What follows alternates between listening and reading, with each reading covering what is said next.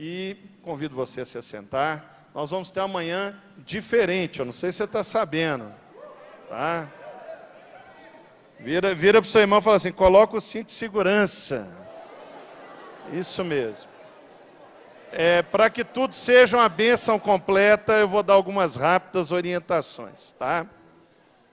Hoje nós estamos recebendo aqui na Assembleia do Carisma e estamos sendo acompanhados ao vivo, né, pelo canal de YouTube da igreja, pelo Facebook da igreja também, milhares de pessoas. Nós vamos receber uma masterclass, posso falar assim? Se me permite, reverendo? Mais ou menos, more or less class, isso. Não, brincando. A masterclass, né? Nós vamos ter o privilégio de ser ministrados pelo reverendo Augusto Nicodemos, né? Ele abriu um espaço na sua agitada agenda para nos abençoar. Então, hoje vai ser um pouco diferente do que é a rotina da Assembleia. Então, nós vamos nos apropriar da escola de oração hoje, amém? Pode ser? E chamar de escola de pregação? Pode ser? Amém. Então, nós vamos emendar a Assembleia com a escola de oração e nós vamos ter 2 aulas com o reverendo Nicodemos. Vai ser... Temos que sugar a alma do moço, né? Tem que aproveitar. Então, nós vamos ter 50 minutos. Depois, nós vamos dar um intervalo de 10 minutos. Aí você vai poder tomar uma água no banheiro. Aí você volta. Aí ele vai dar mais 50 minutos. E depois nós vamos abrir meia hora para perguntas. Ó, você vai ter a oportunidade de fazer uma pergunta. Mas para evitar perguntas tipo, se vai votar no Bolsonaro ou na Haddad, que não tem nada a ver com o que nós vamos discutir aqui, você vai mandar a pergunta para o meu WhatsApp. Tá ok? E eu vou ler as perguntas via WhatsApp. Inclusive você que está acompanhando pelo YouTube, pelo Facebook, pode mandar, tá? É DDD 31, né, 98489 3057. 98489 3057. Então, à medida que for ministrando, você pode mandar a pergunta. No final, nós vamos selecionar algumas, né? Não dá para fazer todas. E vai ser um tempo de interação. Amém? Então, sem mais delongas, reverendo, fique à vontade. Vamos orar por ele? Vamos, estenda sua mão. Privilégio, viu? Obrigado. O primeiro livro do mestrado foi o seu, Culto Espiritual. Me abençoou muito. Pai, em nome de Jesus, nós te louvamos pela alegria de receber o reverendo Augusto Nicodemos aqui na nossa igreja. Que o Senhor use-o com poder, com graça e com autoridade. Em teu nome, amém. Amém. Amém. Muito obrigado. Obrigado, pastor Richard. Obrigado, irmãos. Para mim é uma alegria muito grande estar aqui na Lagoinha, no Carisma.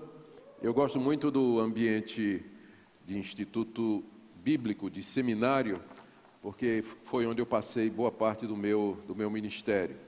Então, sempre dei aula nos seminários da minha denominação, Igreja Presbiteriana do Brasil, e outras denominações também. E hoje estou ligado ao Centro de Pós-Graduação Andrew Jumper, que funciona na Universidade Presbiteriana Mackenzie, onde a gente oferece mestrado, doutorado, e onde também, aqui e acolá, eu tenho a oportunidade de dar algum módulo, alguma aula por conta da agendada, né, como disse o pastor Richard aí. Então, para mim, eu me sinto muito à vontade nesse ambiente. Eu pensei sobre o que é que eu iria trazer para vocês. Eu pensei em fazer uma exposição dos 4 primeiros capítulos da carta de Paulo aos Coríntios, onde Paulo trata de uma questão bastante atual, que é a unidade da igreja e a divisão dela em torno de personalidades. Ele fala do culto à personalidade, ele fala da falta de entendimento da igreja, do que é o Evangelho, porque se a igreja tivesse entendido o Evangelho, não se dividiria em torno de nomes. E ao fazer isso, ele trata de muitos pontos e assuntos que têm a ver com a liderança, o papel do líder, como o líder deve se ver, se considerar. E ele termina no capítulo 4 com algumas considerações sobre o próprio ministério dele, que estava sendo criticado por alguns membros da igreja de Corinto. Então é uma passagem muito rica, ela traz muitas lições para vocês, para mim, para vocês que são líderes e que irão exercer essa liderança, se já não estão. Então, meu objetivo é teológico e prático, até porque não dá para separar essas duas coisas no apóstolo Paulo. Você vê, o problema da igreja de Corinto é que havia, que a gente sabe, 4 grupos dentro da igreja.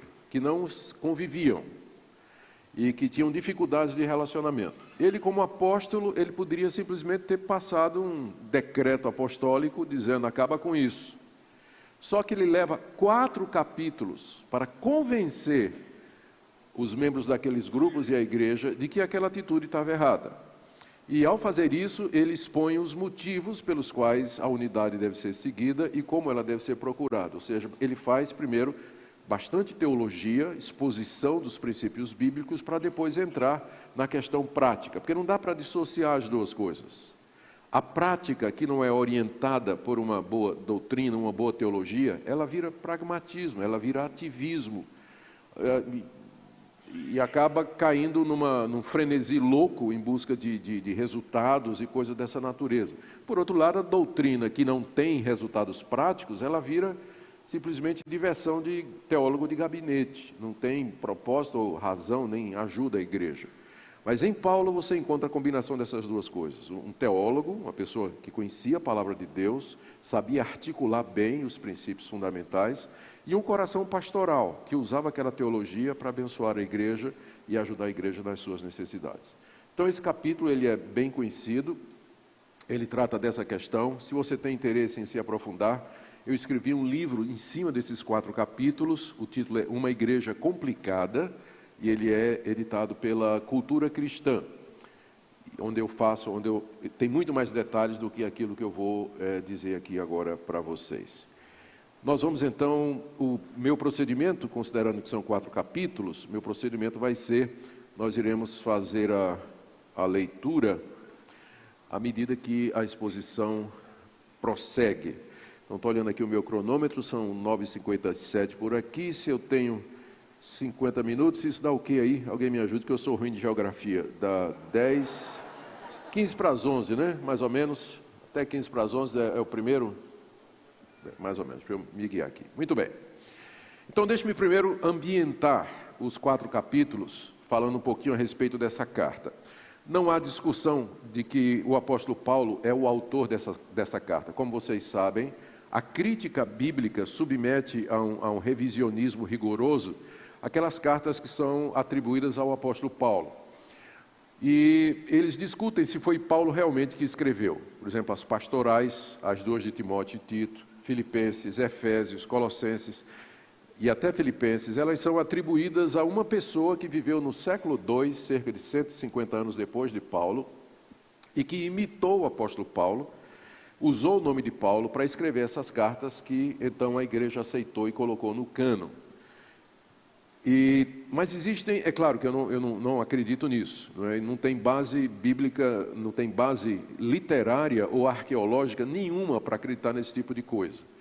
A crença da igreja, a firme convicção da igreja é que Paulo é realmente o autor de todas essas cartas que estão aqui e que tem o seu nome. Mas tem 4 cartas que nem esses críticos liberais discutem que foi o apóstolo Paulo que escreveu, que são chamadas 4 principais cartas, que são Romanos, 1 e 2 Coríntios e Gálatas. Isso aí não tem discussão, mesmo esses críticos radicais, eles reconhecem que essas cartas foram escritas no século I por um judeu convertido ao cristianismo, cujo nome é Saulo de Tarso, depois chamado de Paulo. Então essa carta, a autoria dela é indiscutível, ela foi de fato escrita pelo apóstolo Paulo. Ela foi destinada aos crentes da cidade de Corinto. Paulo esteve naquela cidade, de acordo com o livro de Atos, para pregar o evangelho, e começou pregando na sinagoga, não deu certo, ele se muda para perto da sinagoga, começa uma igreja entre aqueles que estão interessados, a igreja floresce, a igreja cresce, e depois de um tempo, Paulo organiza a igreja ali e vai embora, porque era esse o chamado dele. Ele era um plantador de igrejas, ele era um apóstolo, um desbravador. Uma vez consolidado o trabalho, ele vai levando o reino de Deus mais adiante. E passado algum tempo, Paulo recebe notícias de que a igreja não está indo muito bem. Então ele escreve uma primeira carta que nós não temos. Essa carta, a primeira carta, se perdeu. Ela é mencionada no capítulo 5, se você quiser só saber por curiosidade. 1 aos Coríntios capítulo 5, verso 9, ele diz assim: já em carta vos escrevi que não vos associeis com os impuros. Ou seja, antes de 1 aos Coríntios tinha uma carta anterior. Onde está essa carta ninguém sabe. Pode ser que um dia a arqueologia descubra, né? E vai ser um problema. A gente inclui na Bíblia ou não? Vai ser um problema. Então, até bom que a gente não ache mesmo, né? Para não causar essa confusão. Mas antes de 1 Coríntios, Paulo já tinha escrito uma carta para a igreja tentando resolver os problemas da igreja. Aparentemente, a coisa não deu certo. A igreja continuava com uma série de problemas. E Paulo, então, manda uma segunda carta que nós conhecemos como 1 aos Coríntios, que é essa daqui, que na verdade é a segunda, né? Mas entrou na Bíblia como sendo 1 aos Coríntios. E nessa carta Paulo trata de diversos problemas que a igreja estava enfrentando. Ele soube desses problemas através da família de Cloe, uma família muito querida do apóstolo Paulo, que transmitiu para ele os problemas da igreja. E ele soube do restante através de uma comissão de 3 pessoas que veio da igreja de Corinto, para onde Paulo estava, trazendo não somente informações sobre o estado da igreja, uma oferta para o apóstolo Paulo, mas também uma carta com dos coríntios, perguntando algumas coisas sobre alguns temas. Então, a comissão está lá no fim da carta, 1 Coríntios 16, quando ele diz assim, no verso 17, 1 Coríntios 16, 17. Alegro-me com a vinda de Estéfanas, de Fortunato e de Acaico, porque estes supriram o que da vossa parte faltava, porque trouxeram refrigério ao meu espírito e ao vosso, reconhecei, pois, a homens como este. Então, a comissão que os coríntios mandaram para visitar Paulo era composta de Estéfanas, Fortunato e Acaico. Paulo diz que eles supriram o que da vossa parte faltava, ou seja, aqui Paulo está passando um recibo dizendo, recebi a oferta, muito obrigado, está passando o recibo. E aparentemente essa comissão trouxe uma carta com várias perguntas para o apóstolo Paulo. Veja, por exemplo, o capítulo 7. Logo no início do capítulo 7, Paulo diz assim: quanto ao que me escrevestes, é bom que o homem não toque em mulher. Isso aqui daria um bom estudo, não é? Quanto ao que me escrevestes, ou seja, Paulo tinha diante de si uma carta dos coríntios para ele. Quando ele vai escrever a primeira carta, ele tem diante de si uma carta, provavelmente trazida por essa comissão, contendo perguntas a respeito da igreja. Então, o quadro geral é o seguinte: depois de uns 5, 6 anos de plantação, a igreja era uma igreja complicada. Mesmo que tenha sido o apóstolo Paulo que fundou a igreja de Corinto era uma igreja extremamente complicada, o que prova que o estado de uma igreja nem sempre depende do seu líder. Porque aquela igreja foi fundada pelo maior de todos os teólogos, o maior de todos os pastores e o maior missionário que a igreja cristã já teve. Mesmo assim, depois de 5 anos, era uma igreja extremamente complicada, difícil. E, só para os irmãos perceberem o grau de dificuldade, essa primeira carta não deu resultado. Paulo fez uma visita às pressas na igreja de Corinto, saiu de lá corrido, você vê isso na 2 aos Coríntios, escreve uma carta rigorosa contra a igreja, que também nós não temos, mas ele faz menção em 2 aos Coríntios. A carta produz efeito e ele escreve 2 aos Coríntios, que na verdade é 4, né? Já é a 4ª carta que ele escreveu aos Coríntios. Então, a relação de Paulo com a igreja de Corinto foi muito complicada, muito difícil, penosa para ele, para justificar o meu ponto, né, de que nem sempre o estado de uma igreja é decorrência de problema na liderança. A liderança era boa, era correta, mas às vezes existe isso, né, de igrejas que são extremamente complicadas pela constituição dos seus membros e uma série de outros fatores. Quais foram os problemas que Paulo tomou conhecimento e que o levaram a escrever essa carta?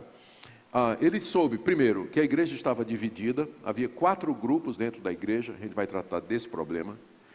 Depois ele tomou conhecimento de que havia problemas de imoralidade na igreja e que a liderança não estava tomando providências. 1 aos Coríntios 5, tinha um membro da igreja que estava morando com a sua madrasta.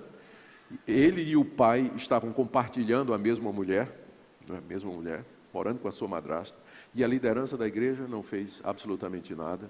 Capítulo 6, ele fala de um irmão que estava processando o outro por conta de questões materiais. E Paulo está indignado com isso. Como é que vocês processam uns aos outros? Vocês não têm ninguém sábio aí na igreja para resolver os problemas? Vocês vão lavar roupa suja lá nos tribunais dos pagãos? Ele fala disso.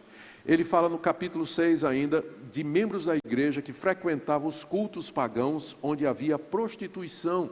Membros que ainda viviam na imoralidade pagã. Capítulo 5 e 6, e a igreja não fazia nada, nada. A liderança estava omissa com a imoralidade que havia nos seus membros. Depois ele soube que havia uma briga na igreja sobre comer carne sacrificada aos ídolos, sim ou não. O problema é mais ou menos o seguinte: você sai daqui da igreja, num culto à noite, chega ali na encruzilhada e você vê uma garrafa de cachaça, uma galinha preta e uma vela vermelha. Todo mundo sabe o que é isso. É um despacho, não é isso? É um despacho, uma macumba que foi feita ali. Pergunta, se você está com muita fome, não tem ninguém. Acabou, o despacho já acabou, a vela já apagou, tomaram a cachaça, mas a galinha está lá. Você pode comer aquela galinha, você como crente? Não é tão fácil, não. A igreja de Corinto estava dividida, porque alguns diziam que não podia comer aquela carne, porque ela foi oferecida a ídolos. Mas alguns diziam, mas quem é que fez a galinha? Não tem culto, não tem problema, é uma comida que vem de Deus. Eu não creio nesses ídolos, não creio nesses demônios, qual é o problema em comer isso aqui? Então a igreja estava dividida no que Paulo chama de fracos e fortes. Forte é aquele que tinha consciência tranquila, que podia comer, que não tinha risco, não estava fazendo culto aos ídolos. E fraco é aquele que dizia, eu não vou comer, porque se comer eu vou me contaminar. E aí nesse caso, ele não comia carne nenhuma, porque carne em Corinto provavelmente tinha vindo do templo, onde o bezerro tinha sido oferecido a Deus Afrodite. Então ele preferia ser vegetariano, para não correr o risco de comer alguma carne que tenha sido sacrificada a ele. Então o pau quebrava lá na igreja a respeito disso. Os fortes julgando os fracos, vocês aí são uns, né? E os fracos julgando os fortes. Então ele trata disso no capítulo 8, 9 e 10. O problema é quais são os limites da liberdade cristã. Por exemplo, é a mesma coisa de perguntar hoje em dia, comer balinha de Cosme e Damião, quando tem a época de São João, pode ou não pode? Não é? Pode ou não pode? Então essas questões estavam dividindo a igreja e Paulo trata delas, é uma seção muito relevante para nós hoje, né? Capítulo 8, 9 e 10. Depois ele entra na questão do culto, tinha problemas relacionados com o culto. Naquele tempo as mulheres usavam véu, como símbolo de que elas estavam debaixo da autoridade do seu pai, do seu marido, ou de um parente homem mais velho. Fazia parte da cultura oriental. Só que as mulheres de Corinto, elas queriam participar do culto tirando o véu. Ou seja, não queriam aceitar a autoridade que Deus havia colocado dentro da igreja. E Paulo, então, responde essa questão no capítulo 11. Depois tinha um problema com a ceia do Senhor, que naquele tempo era celebrada durante uma refeição. É por isso que Paulo diz assim, antes da ceia, alguns de vocês estão embriagados, né? Ninguém se embriaga com cálice de suco de uva, né? Então, é que a ceia era celebrada durante um festival. A igreja se reunia no domingo, todo mundo trazia comida, eles comiam, bebiam e no meio da ceia paravam, no meio da festa paravam e celebravam a ceia do Senhor. Aí tinha gente bêbada, gente que estava comendo demais e o pobrezinho não estava comendo nada. Aí gente com raiva de outro. Paulo resolve isso no capítulo 11.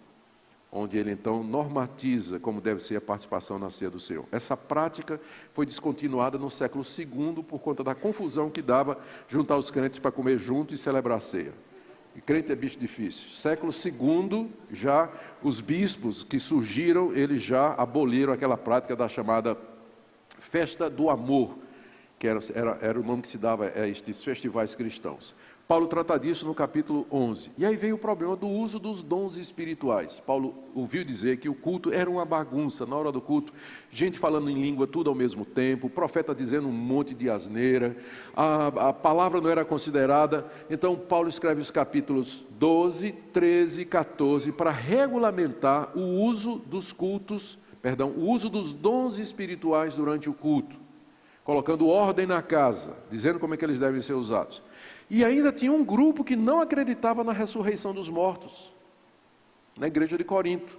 Paulo trata disso no capítulo 15. Então, antes de você pensar que sua igreja é complicada, leia a primeira carta aos Coríntios, para você ver o que é uma igreja complicada, né? Imagine se pastorear uma igreja dessa.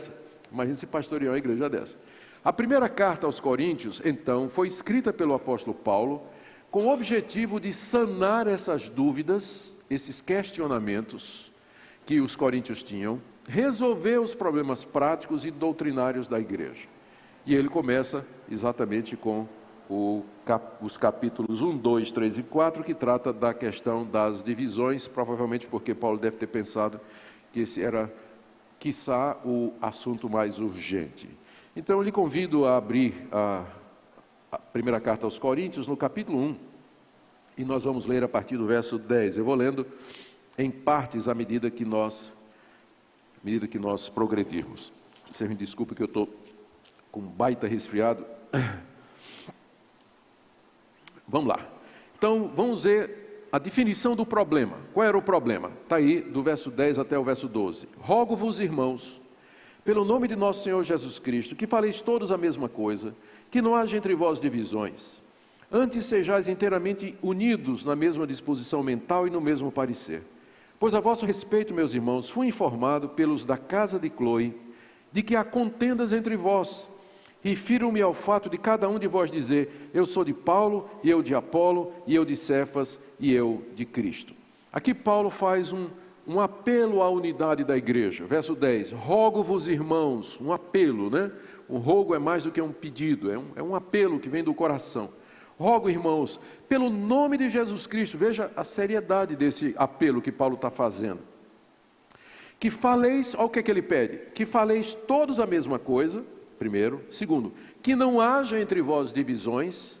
Terceiro, antes sejais inteiramente unidos na mesma disposição mental e no mesmo parecer. Paulo faz um apelo profundo para que a igreja pense da mesma forma, que eles tenham a mesma atitude, o mesmo pensamento e que não haja entre eles divisões, uma palavra grega que significa, uma palavra que vem de uma palavra grega que significa rasgar, a palavra cisma, que significa rasgar. Então, a unidade da igreja estava sendo rasgada, como quem pega um tecido, alguém que pega um tecido e rasga. E Paulo, então, apela para eles que eles pensem da mesma forma. Não quer dizer que Paulo aqui não está falando em uniformidade, ou seja, que todo mundo, porque isso aqui é um alvo impossível, não é? Numa igreja, todo mundo sempre pensar exatamente da mesma forma sobre todos os pontos, mas que houvesse um consenso, que houvesse uma unidade nas questões fundamentais, para que a igreja não sofresse com essas divisões. No verso 11, ele dá a razão pela qual ele faz esse apelo, porque a respeito de vocês, eu fui informado pelas casa de Cloe que há contendas entre vós. Cloe é um nome que tanto pode ser masculino como feminino, mas quem quer que seja, era alguém lá da igreja de Corinto, que mandou informações para o apóstolo Paulo, como fundador da igreja, informando a respeito dessas dificuldades. E Paulo cita o nome do informante aqui, não é? Imagina quando a casa chegou lá em Corinto, a turma cercou Cloe e disse, você entregou a gente para o apóstolo Paulo, né? Está aqui, ele está dizendo que soube dessas coisas por você. É porque anonimato é uma coisa muito nossa, né? Naquele tempo as coisas eram feitas com toda a transparência. Paulo recebeu a informação e ele diz o nome de quem está dando a informação. Ele não aceitava denúncia anônima, né? Se você vai dizer alguma coisa na igreja, você assume o que você está dizendo. Em vez de ficar mandando recadinho no Facebook e tudo mais, não é? Assume. Bom, o que é que a família de Cloe informou ao apóstolo Paulo? Ele diz que há contendas, havia brigas entre eles. E qual era a razão da briga? Está no verso 12. Refiro-me ao fato de cada um de vós, ou seja, era uma coisa geral, né? Cada um de vós dizer, eu sou de Paulo, e eu de Apolo, e eu de Cefas, e eu de Cristo. Não há dificuldade em, primeiro, esses homens aqui mencionados, eles não aprovariam o que foi feito. Homem de Deus, homem que é de Deus, ele não gosta, ele não promove e ele não estimula a criação de fã-clube dele. Eu tenho certeza que Paulo, Apolo e Pedro jamais concordariam que surgisse um grupo dizendo eu sou de Paulo, eu sou de Pedro e eu sou de Apolo, ou de qualquer outro. Eu tenho certeza que eles não concordariam. Então isso estava acontecendo contra a vontade desses homens, desses líderes, estava acontecendo contra. Segundo, isso não quer dizer que nós não possamos nos espelhar e não possamos ter como referência alguns homens que Deus levantou na história da igreja, ou na história presente, ou na passada, e que possam nos ajudar, especialmente nós, quando estamos começando a carreira ministerial e precisamos de algum referencial de ministério. O problema é quando você não consegue conviver com outro, ou com outros, que gostam de outros nomes, e vocês começam a contender entre si. Que era o que estava acontecendo na igreja de Corinto. Um grupo estava dizendo, eu sou de Paulo, foi Paulo que me batizou, Paulo fundou a igreja, ele é o fundador da igreja, então eu sou dele, eu sigo o apóstolo Paulo. Outro dizia, não, eu sou de Apolo. Apolo foi um pregador, foi o pastor que veio para a igreja de Corinto depois de Paulo. E ele era, segundo a Bíblia, um eloquente pregador. Ele era de Alexandria, que era a capital do conhecimento daquela época. Capital do conhecimento. Então ele era muito eloquente, versado nas escrituras, era um grande orador. E naturalmente despertou um monte de seguidores. E gente dizia, não, Paulo era muito bronco, muito duro. Apolo é que fala bem, tem uma retórica. Apolo tem uma fluência, uma capacidade de explicar. Ele é o melhor pregador. E eu dizia, não, o melhor pregador é Pedro. Pedro foi apóstolo de Cristo, Paulo veio depois. Apolo não era apóstolo. Mas Pedro é chefe dos apóstolos lá em Jerusalém. Então eu sou de Pedro. E tinha um grupinho que me parece que era o mais difícil de todos, que era o grupinho que dizia, eu não sou de homem nenhum, eu sou de Cristo. Por que eu acho que isso é o grupinho mais difícil? Por que eu acho que isso é o grupinho mais difícil? Porque esse grupo, ele dizia assim, eu não estou debaixo da autoridade de homem nenhum. Eu não aceito a liderança de ninguém, eu recebo online, direto, né? Então, aí é problema. Os estudiosos de 1 Coríntios, estou fazendo uma digressão aqui, eu não devia por causa do tempo, mas os estudiosos de 1 Coríntios acham que esse grupo de Cristo é exatamente o mesmo grupinho dos espirituais de Corinto, que estava por detrás de praticamente todos os problemas da igreja. Era um pessoal que não aceitava a liderança de Paulo, questionava a liderança de Paulo, como nós vamos ver no capítulo 4, e tinha uma visão assim muito errada de discipulado e de como viver a vida cristã, desprezando o fato de que foi o próprio Cristo que deu à igreja apóstolos, evangelistas, pastores e mestres. E é através desses dons que Cristo governa a sua igreja, guia a sua igreja. Então esse grupo que dizia, eu sou de Cristo, quer dizer o seguinte, eu sou espiritual, meu negócio é com Jesus, não estou debaixo da autoridade de homem nenhum. E desprezava a autoridade e os dons e os ofícios que Deus deu à igreja para guiar a igreja e governar a igreja. Então eu acho que o grupo de Cristo aqui era o mais complicado. Bom, por que esse pessoal se identificou com esses nomes é incerto.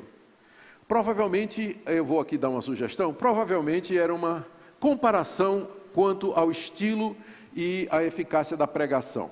Eu vou explicar. Os coríntios eram gregos, e os gregos gostavam muito de filosofia. Corinto só perdia para Atenas em número de escolas de filosofia que havia na cidade. Os coríntios gostavam de filosofia como o brasileiro gosta de futebol. Da mesma forma que há rivalidade entre nós sobre time de futebol, a gente briga por conta de futebol, preferência de um time ou de outro, os gregos brigavam entre si por conta da preferência por determinadas escolas de filosofia. E eles com certeza diziam, eu sou de Platão, eu sou de Aristóteles, eu sou desse, eu sou daquele outro. Então havia essa competição entre as escolas de filosofia. Havia entre eles os sofistas. Os sofistas eram filósofos ambulantes. Eles iam de cidade em cidade, defendendo as suas ideias, e depois eles passavam o chapéu para colher uma oferta. Eles viviam disso aí. Então, a oferta que eles iam colher depois, dependia da capacidade que eles tinham de impressionar os seus ouvintes. Então, o sofista era famoso por ter desenvolvido retórica. Vocês sabem que o primeiro manual de retórica, que é a arte de falar em público, foi desenvolvida na Grécia. Tem origem, provavelmente, no pensamento de Aristóteles. É o primeiro manual de retórica. Então, esses sofistas, eles sabiam usar a voz, sabiam se movimentar no púlpito, fazer gestos, né? Falar de maneira assim que comovia as multidões. Então, num minuto, ele fazia a multidão chorar. E no minuto seguinte, a multidão estava rindo. de dar gargalhada. Manipulava as emoções através da retórica. E aí, com isso, no final, quando ele passava o chapéu, chovia dinheiro. Então, os coríntios estavam acostumados a julgar os preletores pela capacidade retórica. E quando eles entraram na igreja, quando eles se converteram, eles transferiram isso para os grandes pregadores cristãos da sua época. Quem eram? Apolo, Pedro e Paulo. Então, provavelmente esses grupos eram grupos que achavam ou comparavam a pregação, a eloquência, a eficácia e os resultados da pregação desses grandes pastores. Vocês vão ver por que eu estou dizendo isso, né? Esse meu argumento vai ficar claro à medida que a gente vai andando e vai prosseguindo. Tá certo? Então era esse o problema. A igreja, e isso mostra que às vezes a pessoa entra no mundo, a pessoa sai do mundo e entra na igreja, mas ela continua pensando como ela pensava no mundo antes. A pessoa se converte, vem para a igreja e da mesma forma que ela idolatrava ídolos da música, do esporte lá no mundo, ela vai idolatrar pregador cristão. Da mesma forma, ela transfere, né? Então, o nosso pensamento tem que ser santificado. A gente tem que olhar para os líderes cristãos de uma maneira diferente de que você olha para o seu ator predileto, sua atriz predileta, seu ídolo do futebol, como você fazia isso no mundo. Na igreja não é a mesma coisa. É completamente diferente. A maneira como a gente olha para a liderança. Tá? Isso tem que ficar muito claro aqui, é o que Paulo vai fazer aqui. Ele vai desconstruir essa maneira errada dos coríntios olharem para os líderes. Ele vai desconstruir. Muito bem. Então, a partir daí, Paulo, a partir daí ele já começa dizendo, eu não tenho nada com isso. Veja o que ele diz aqui do verso 13 até o verso 17. Ele faz aqui... ele já começa dizendo, eu não tenho responsabilidade nisso. Acaso Cristo está dividido? Foi Paulo crucificado em favor de vós? Ou fostes porventura batizados em nome de Paulo? Dou graças a Deus, porque nenhum de vós batizei, exceto Crispo e Gaio, para que ninguém diga que foste batizados em meu nome. Batizei também a casa de Estéfanas, além destes não me lembro se batizei algum outro. Porque não me enviou Cristo para batizar, mas para pregar o Evangelho, não com sabedoria de palavra, para que não se anule a cruz de Cristo. Paulo começa com uma pergunta, verso 13. Cristo por acaso está dividido para que vocês estejam divididos? Resposta, não. Cristo é um só. Então a igreja dele deveria estar unânime nisso. Paulo foi crucificado em favor de vocês? Fui eu que fui crucificado por amor de vocês, para vocês terem um fã-clube em nome de Paulo? Resposta, não. Porventura vocês foram batizados em nome de Paulo, de Tarso? Resposta, não. Então, nada justifica que vocês tenham um fã-clube com meu nome, dirigido para mim. Vocês não foram batizados em meu nome, e eu não morri por vocês numa cruz. Não morri por vocês numa cruz. Aí ele diz, dou graças a Deus, porque a nenhum de vós batizei. É a primeira vez que eu vejo um pastor dando graças a Deus, porque não batizou ninguém.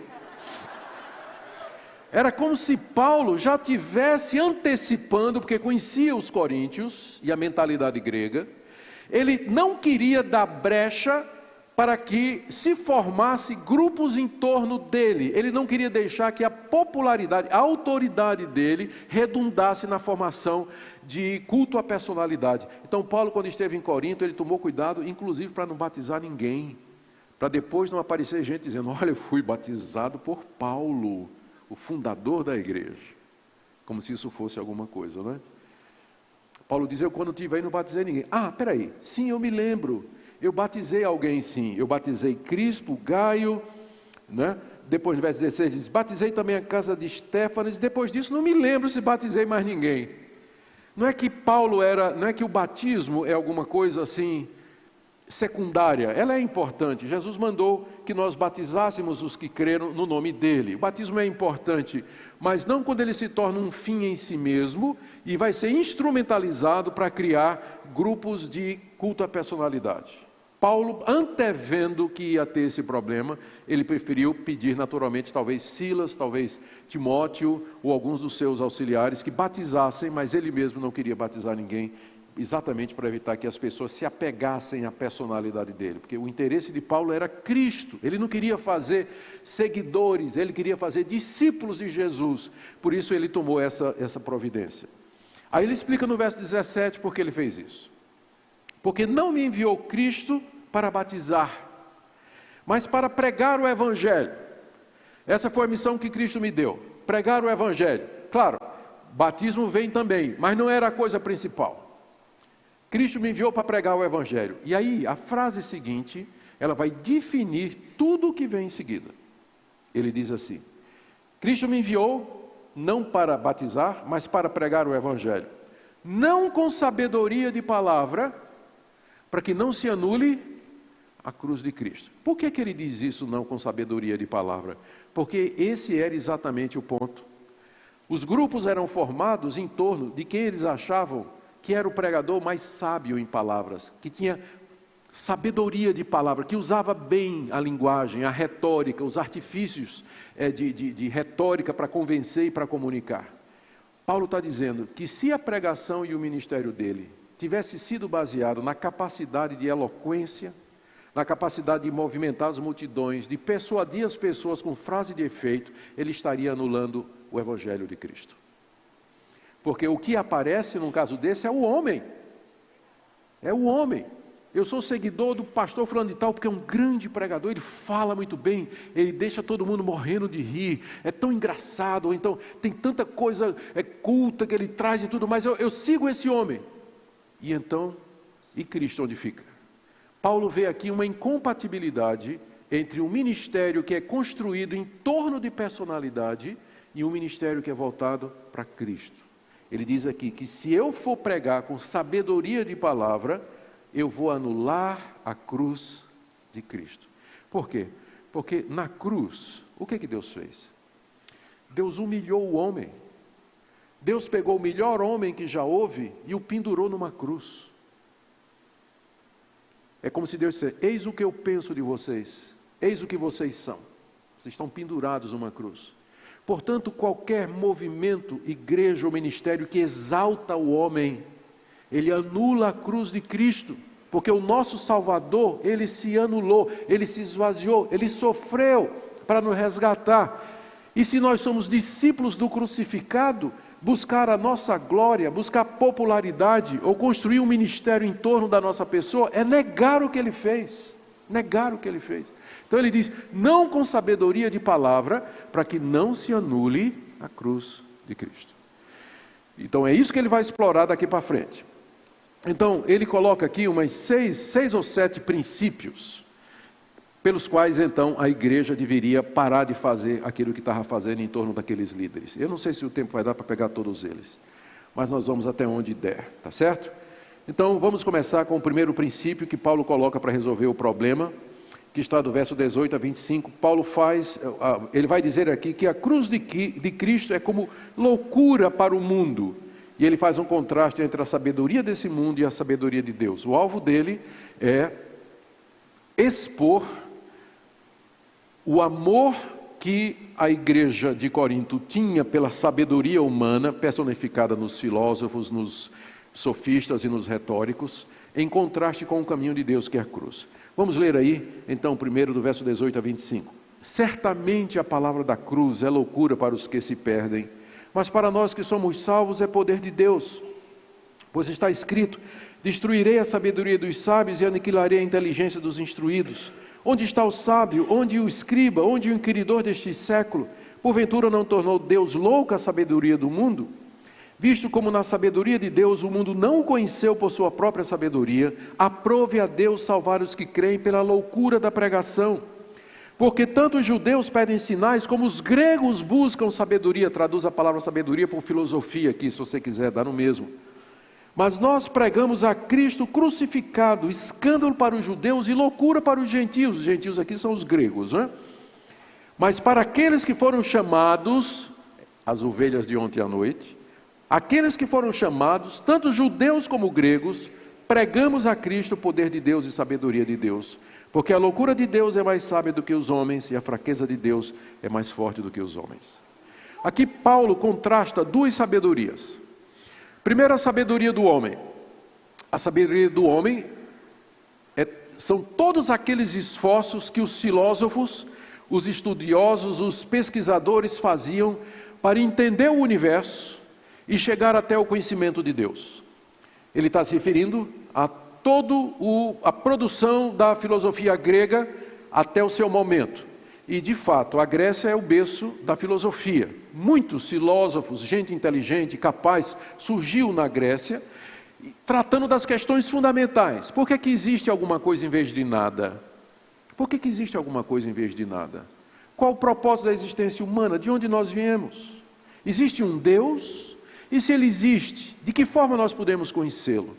Essas questões todas são abordadas pelos filósofos antigos, desde Platão, passando por Sócrates, Aristóteles, todos eles e outros tratam dessas questões fundamentais da existência humana.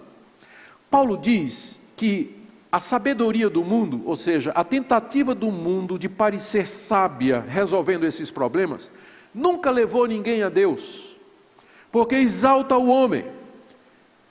E aí ele contrasta a sabedoria do homem com a sabedoria de Deus.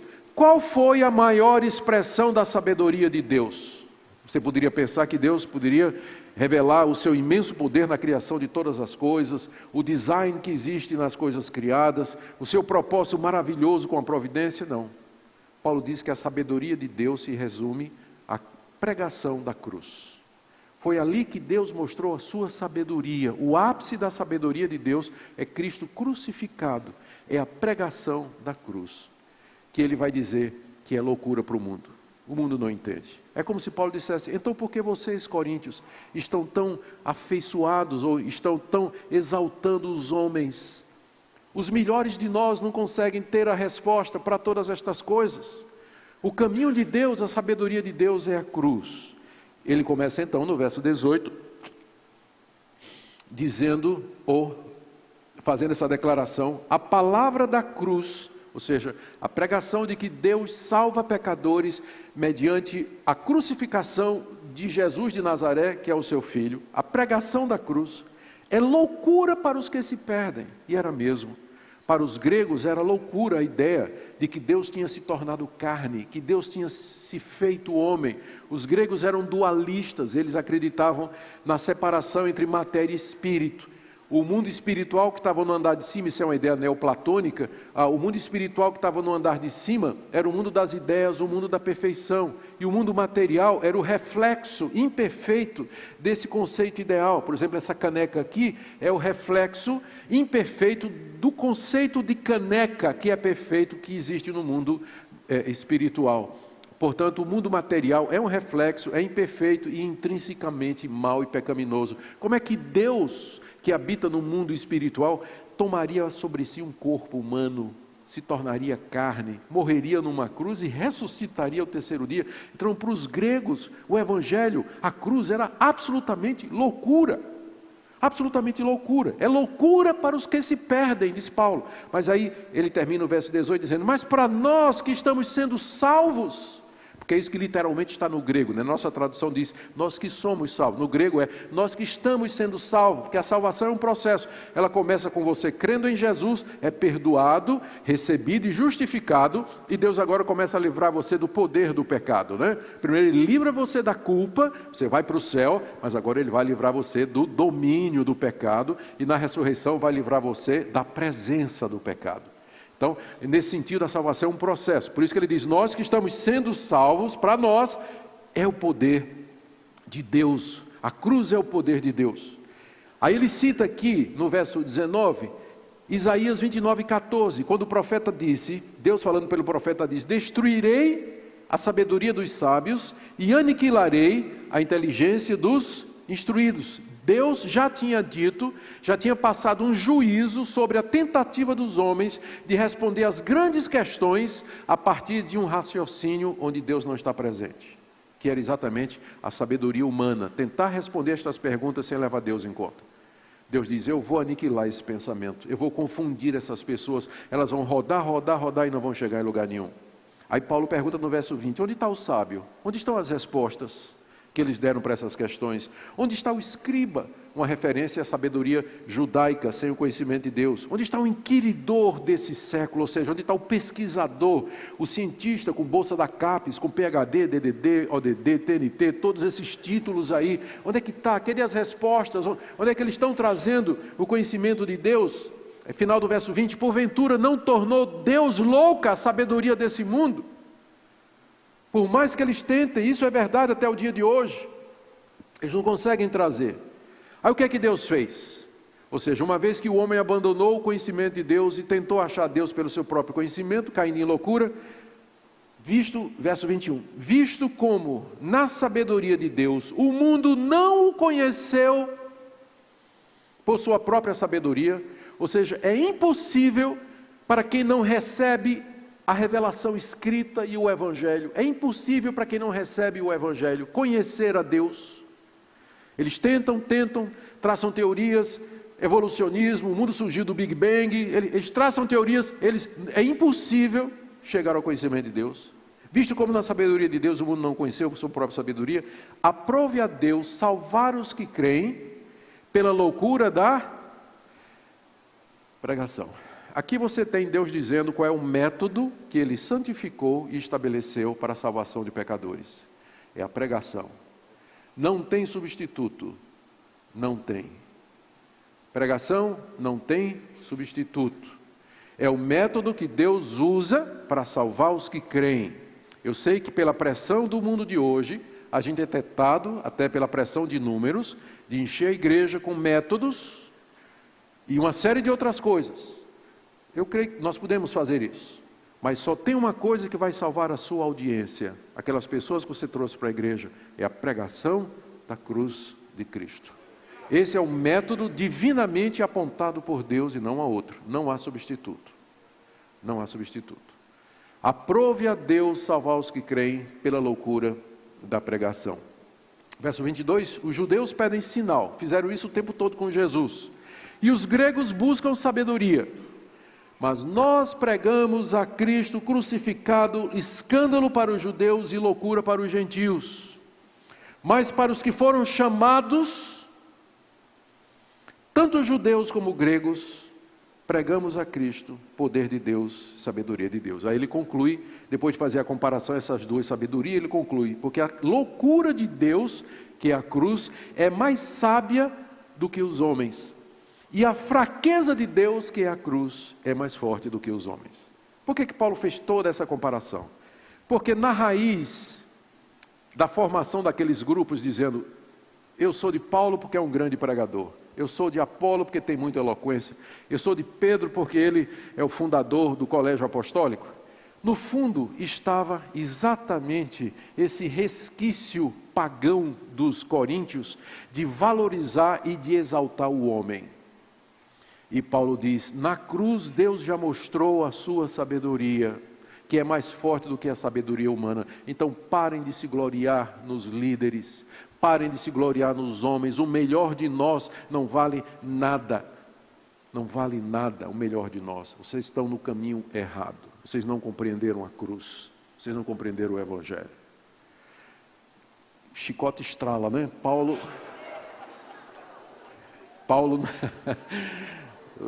fala Jeová. Vamos lá.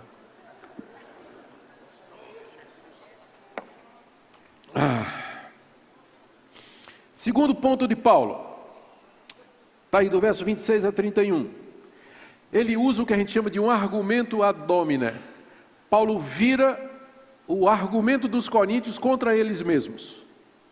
E manda que eles observem a própria igreja de Corinto. Ele diz assim, olha aí no meio de vocês. Quantos aí no meio da igreja são grandes líderes, sábios, filósofos? A maioria da igreja do primeiro século era composta do povo humilde, de pequenos comerciantes, órfãos, viúvas, soldados, diaristas, jornaleiros. Jornal aqui era o nome que se usa para a jornada de trabalho, né? Ele trabalhava por dia, daí o nome jornaleiro, a jornada de um dia, né, que vendia jornal. Então a igreja era composta do pessoal mais pobre, mais humilde, exatamente aquele tipo de pessoa que a elite intelectual, os grandes sábios inquiridores desprezava.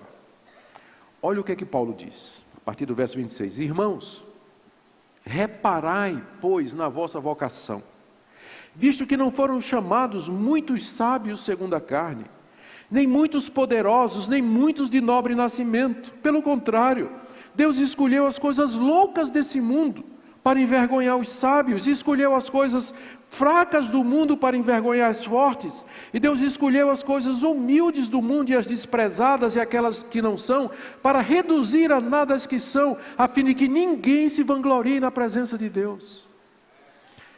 Olhe para a igreja, de quem que ela é composta? Onde estão os grandes formadores de opinião? Estão na igreja? Não.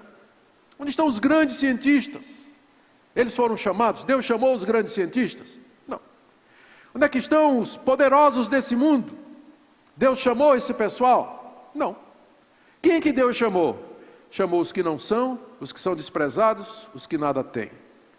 Então, há, pelo que Paulo está dizendo, uma intenção de Deus em chamar pelo Evangelho para a salvação exatamente aquele tipo de povo que a elite considera zero, nada. E são esses que vão herdar o reino de Deus. Não estou dizendo que na igreja não tenha gente poderosa, gente intelectual. Eu, por exemplo, tenho o privilégio de conhecer um dos maiores bilionários da Ásia. É o Dr. Riad. Ele tem empresas de telecomunicação, hospitais, hotéis, supermercado, rede de TV. Ele é membro de uma igreja lá na Indonésia, onde eu já tive o privilégio de pregar. Uma pomba correndo aqui, um ato profético, né? Presença do Espírito Santo aqui, né? Recebo, né? Não é isso? Dr. Riad. Então, um homem extremamente rico, a ponto de presidentes dos Estados Unidos manterem contato com ele para ajudar na campanha presidencial e tudo mais. Riad é um crente convicto, homem de Deus. Uma vez que eu fui pregar na igreja dele lá na Indonésia, ele disse: eu queria que você conhecesse minha universidade. Eu disse: tá bom. Ele disse: olha, em 2 horas você esteja aqui no pátio da igreja que eu venho lhe buscar. Eu fiquei lá esperando, né, um carro. De repente, chega o quê? Um helicóptero, né? Chegou lá, saiu passeando de helicóptero, mostrando tudo e tudo mais. Dr. Riad, homem crente. Não é que Deus nos chamou gente assim. Mas eles são poucos, não são muitos. A maioria da igreja é composta do povo que, para esse pessoal, nada tem. Nas expressões de Paulo, olha a expressão que ele diz aqui. Deus chamou as coisas loucas do mundo, Deus chamou as coisas fracas do mundo, as coisas humildes, as desprezadas e aquelas que não são. É um resumo do povo cristão. Para o mundo nós não somos nada.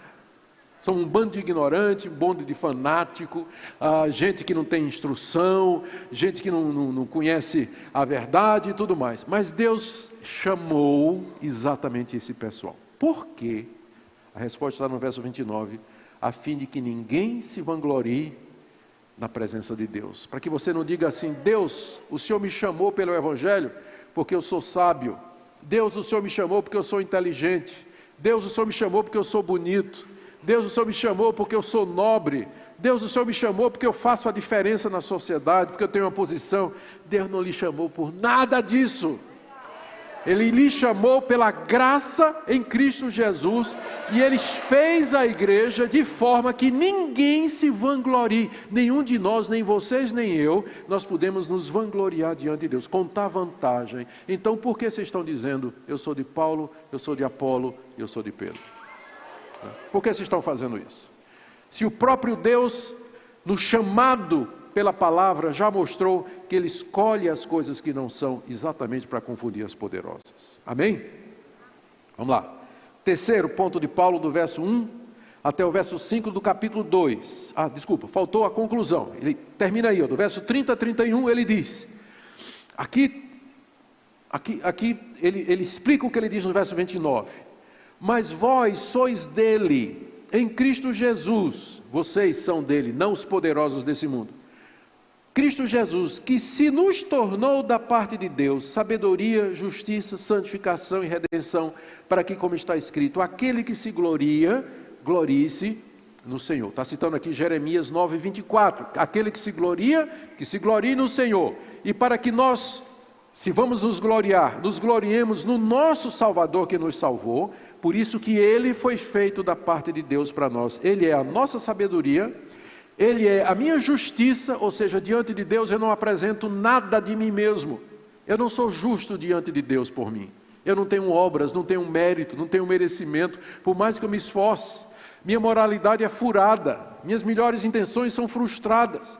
Mas Cristo é a minha justiça, é nele que eu confio para ser justificado. Ele é a minha santificação. Eu não tenho forças para viver uma vida santa, uma vida pura.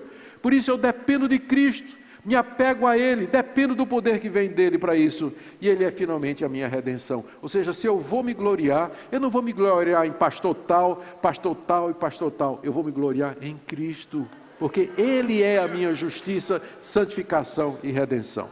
Amém? Terceiro princípio de Paulo, eu tenho 1 minuto. Deixa eu forçar a barra um pouquinho aqui para terminar pelo menos mais um ponto aqui, senão não vai dar. No capítulo 2, de 1 a 5, o terceiro princípio de Paulo é esse. Ele lembra aos coríntios como foi que ele pregou quando ele esteve lá. O livro de Atos narra a presença de Paulo em Corinto. E Paulo aqui lembra aos coríntios, dizendo assim: vocês lembram o que foi que eu preguei quando eu estive aí? Vocês lembram como eu preguei? E vocês lembram como Deus chamou vocês através da minha pregação? Capítulo 2, de 1 a 5. Eu, irmãos, quando fui ter convosco, anunciando-vos o testemunho de Deus, não fiz com ostentação de linguagem ou de sabedoria, porque decidi nada saber entre vós, senão a Jesus Cristo e este crucificado. E foi em fraqueza, temor e grande tremor que eu estive entre vós. A minha palavra e a minha pregação não consistiram em linguagem persuasiva de sabedoria, mas em demonstração do Espírito e de poder, para que a vossa fé não se apoiasse em sabedoria humana, e sim no poder de Deus. Paulo aqui está lembrando aos coríntios o tempo em que ele esteve lá pregando o Evangelho. A primeira coisa que Paulo diz é que quando ele foi a Corinto, ele tomou uma decisão. Irmãos, quando fui ter convosco, anunciando-vos o testemunho de Deus é o testemunho que Deus dá a respeito do seu Filho Jesus Cristo. É outra maneira de Paulo dizer: eu fui aí pregar o Evangelho. Quando eu fui ter convosco, anunciando-vos o testemunho de Deus, não fiz com ostentação de linguagem ou de sabedoria, porque decidi nada saber entre vós, senão a Jesus Cristo e esse crucificado. Quando Paulo foi a Corinto, ele tomou uma decisão. Ele conhecia os gregos, ele conhecia os coríntios, sabia do apego dos coríntios ao homem, como os coríntios gostavam de enaltecer os seus filósofos, os seus sofistas e os seus ídolos. Então ele tomou uma decisão: eu vou pregar a cruz de Cristo. Verso 2: decidi nada saber entre vós, senão a Jesus Cristo e esse crucificado. O conteúdo da pregação de Paulo era Cristo e a cruz de Cristo como caminho para a salvação e o perdão de pecados. E Paulo disse que ele fez isso, final do verso 1, não com ostentação de linguagem ou de sabedoria. Paulo poderia ter ostentado linguagem e ter ostentado sabedoria? Poderia perfeitamente. Paulo era formado em 3 culturas. Ele era judeu, foi educado aos pés de Gamaliel. Ele era cidadão romano, que herdou do seu pai. E ele era versado na cultura grega. Nos seus escritos há reflexo e citações diretas de filósofos e pensadores gregos da sua época. Paulo era um homem culto. Se Paulo quisesse, quando ele tivesse chegado em Corinto, ele poderia ter dado um show de erudição, um show de sabedoria, podia ter usado retórica, podia ter usado linguagem atrativa, mas ele tomou uma decisão. Ele resolveu no seu coração que quando chegasse em Corinto, ele ia pregar de maneira simples, direta e clara o Evangelho de Jesus Cristo, sem ostentação nenhuma.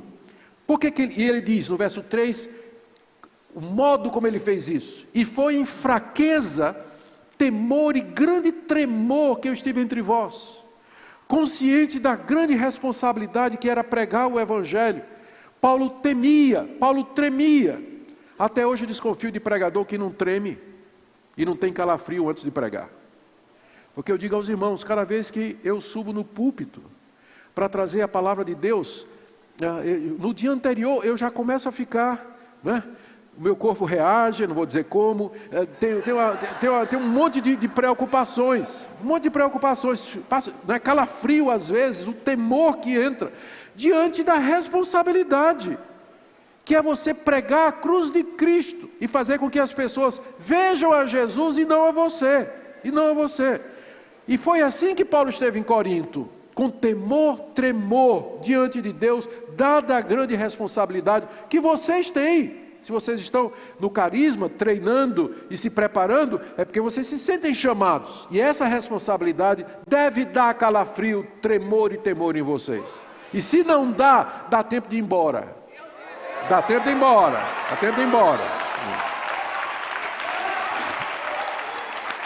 Vamos lá. Verso 4 ele reforça: a minha palavra e a minha pregação não consistiram em linguagem persuasiva de sabedoria.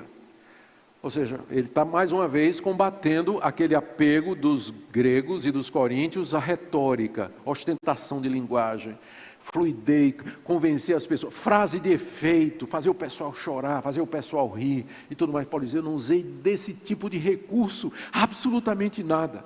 Mas a minha pregação foi demonstração do Espírito e de poder. É isso que converte. O que era essa demonstração de Espírito e poder? Pode ser uma referência aos sinais e prodígios que Paulo fez e que autenticavam a sua mensagem. Mas uma boa regra de interpretação é que você entende uma passagem à luz do seu contexto.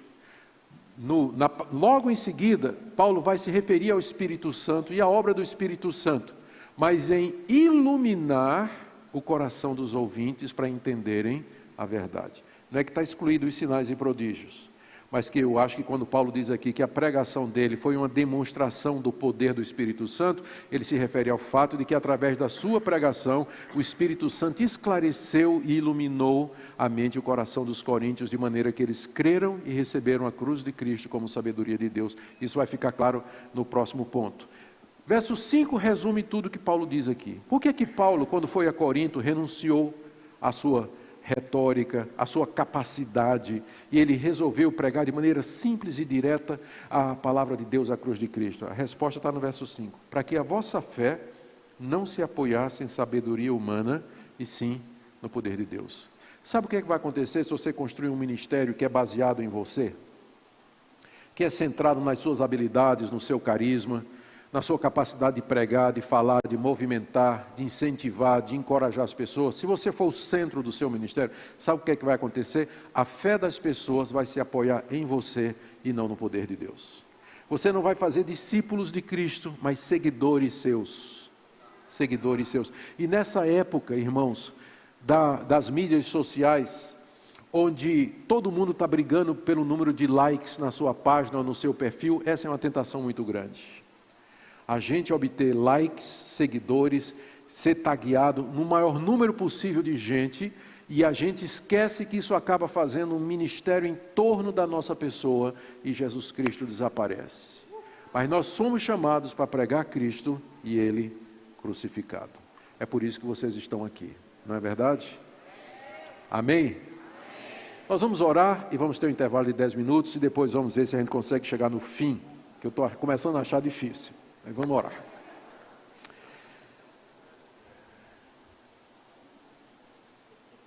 Senhor, nós queremos te adorar agora pela tua sabedoria, na qual nos deste o teu Filho pendurado numa cruz, como sendo a expressão máxima do teu saber, do teu plano eterno concebido antes da fundação do mundo. E nós pedimos que o Senhor nos faça fiéis ao Evangelho.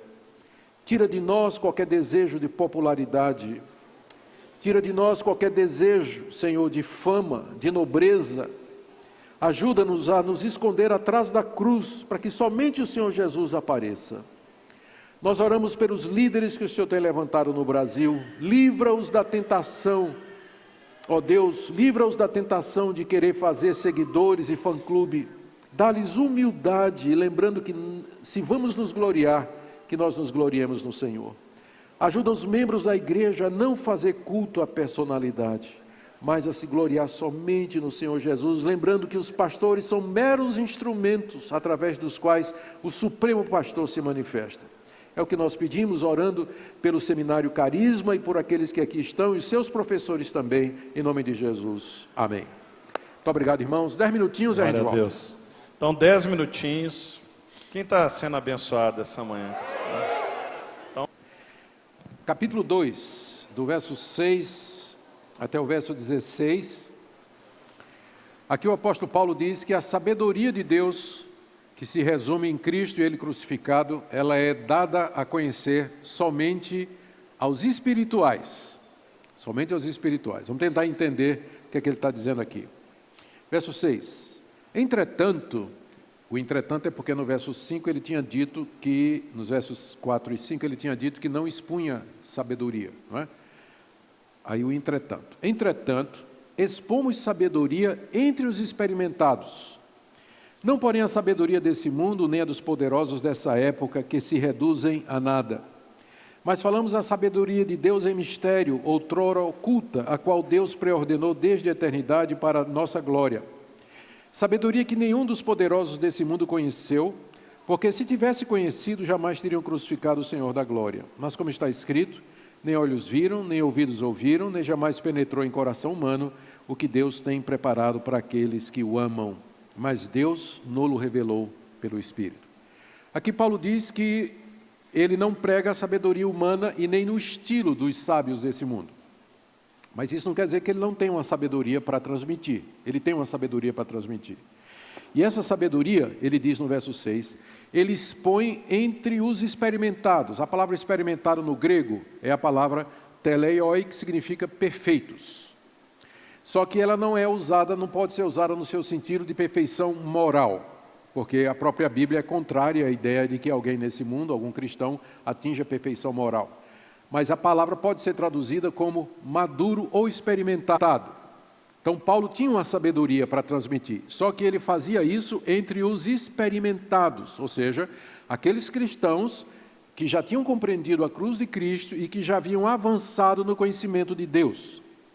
Em seguida, ele diz que essa sabedoria que ele ensina, que é a respeito da cruz, ele não foi recebida, não é a sabedoria desse século, nem dos poderosos dessa época que se reduzem em nada. Ou seja, a sabedoria que Paulo prega não é igual à filosofia humana, ou conhecimento humano. Mas, verso 7, falamos a sabedoria de Deus em mistério, outrora oculta, a qual Deus preordenou desde a eternidade para a nossa glória. O que ele está dizendo, o que ele está falando aqui é que essa sabedoria que ele prega, que é o plano da salvação, ela foi pré-ordenada desde a eternidade por Deus para a nossa glória. Antes da criação do mundo, Deus já havia planejado o Evangelho, a sua igreja e a salvação. E tudo isso ele fez para que o seu povo fosse glorificado, para a nossa glória, não é? Para que nós, no final, participássemos da glória com Deus. Só que esse plano de Deus, ele era um mistério, veja aqui, que estava oculto. O plano de Deus é um mistério que estava oculto. Estava oculto no Antigo Testamento, onde era apresentado sob a forma de tipos, de figuras, de símbolos, mas estava lá. O Evangelho, Deus planejou antes da fundação do mundo, portanto, era um mistério que estava oculto, que Deus, pela cruz, salva pecadores mediante a fé, tanto judeus como gentios. Essa é a sabedoria de Deus, outrora oculta e que estava envolvida em mistério. Verso 8, sabedoria que nenhum dos poderosos desse século conheceu, de fato não, porque era em mistério, estava oculta. E ele diz, porque se eles tivessem conhecido a sabedoria de Deus, jamais teriam crucificado o Senhor da glória. Se Pôncio Pilatos, se os líderes judeus, se os líderes romanos, se as autoridades daquela época tivessem reconhecido em Jesus o Rei da glória e sabedoria de Deus, diz Paulo, eles não teriam crucificado. É claro que no plano de Deus isso não haveria de acontecer. Mas, como está escrito, aqui o contraste é o seguinte: aqueles poderosos, eles não reconheceram a Cristo, não reconheceram que Ele era o plano misterioso de Deus que antes estava oculto. Mas como está escrito, nem olhos viram, nem ouvidos ouviram, nem jamais penetrou em coração humano o que Deus tem preparado para aqueles que o amam. Paulo aqui faz uma citação de Isaías 64:4. Eu sei que você já pregou nesse texto falando do céu. Só que esse texto não está falando do céu. Ele está falando de Cristo. Ele é aquilo que olhos não viram, nem ouvidos ouviram, e nem jamais penetrou em coração humano, e que Deus tem preparado para aqueles que o amam. É o Evangelho, não está falando do céu. O Evangelho que antes estava oculto, mas agora, início do verso 10, Deus nos revelou pelo Espírito. Esse mistério que é a salvação pela cruz, a sabedoria de Deus que estava oculta, o mundo não conheceu, mas pelo Espírito Santo Deus revelou àqueles que são seus. Aquilo que não subiu ao coração do homem, que ouvidos não ouviram e o coração não entendeu, isso Deus revelou àqueles que o amam. Está falando de Jesus Cristo e da sua obra. Aí aqui, a partir do verso 10, ele explica a atuação do Espírito Santo. Faltava ele falar isso, não é? A obra do Espírito Santo nesse processo todo. Deus nos revelou pelo Espírito, porque o Espírito a todas as coisas prescruta até as profundezas de Deus. Porque qual dos homens sabe as coisas do homem, senão o seu próprio Espírito que nele está? Assim também as coisas de Deus ninguém conhece, senão o Espírito de Deus. Paulo aqui se refere ao Espírito de Deus, o Espírito Santo, a terceira pessoa da Trindade, como estando tão íntimo e tão próximo de Deus, que é como se fosse o Espírito de Deus. Deus tivesse um Espírito e esse é a terceira pessoa da Trindade. É uma maneira figurada e alegórica de falar, não é? Porque as três pessoas são distintas. Mas se tem alguém que conhece a mente de Deus e as profundezas de Deus, é o Espírito Santo. É por isso que na Bíblia o Espírito Santo é aquele que revela a vontade de Deus, é aquele que transmite, é aquele que ilumina, porque ele é o conhecedor dos propósitos e dos planos de Deus.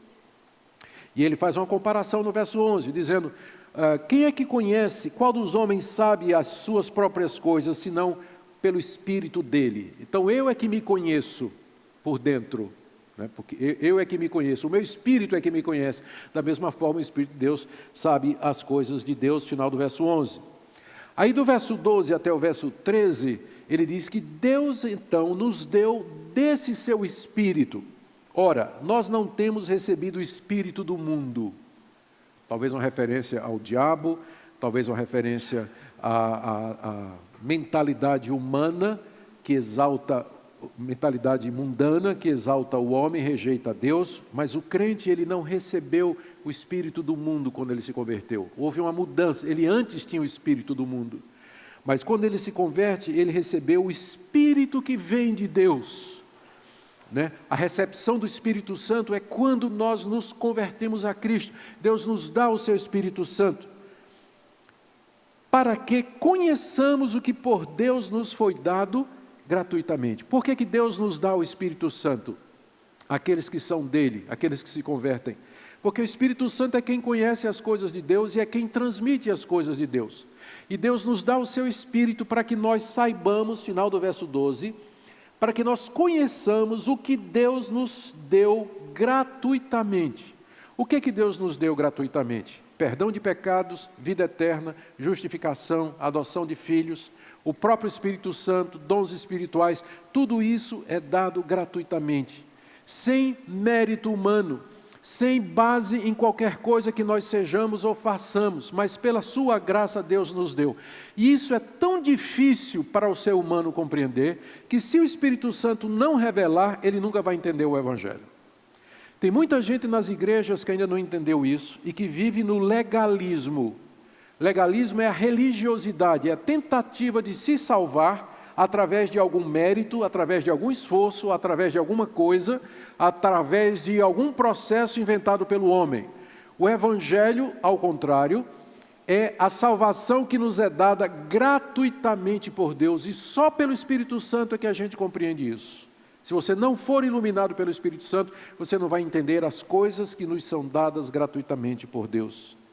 Verso 13, dessas coisas dadas gratuitamente por Deus, nós falamos, não em palavras ensinadas pela sabedoria humana, mas ensinadas pelo Espírito Santo, conferindo coisas espirituais com espirituais. Paulo fala aqui que é dessas coisas que nós nos ocupamos. E ele usa uma expressão muito interessante aqui. Nós ensinamos estas coisas não em palavras da sabedoria humana. Você vê que o tempo todo ele está recusando, né, o uso de artifícios humanos para transmitir a palavra de Deus. Ele diz que nós pregamos e anunciamos estas coisas que nós conhecemos, conferindo coisas espirituais com coisas espirituais. Ou seja, é um processo espiritual.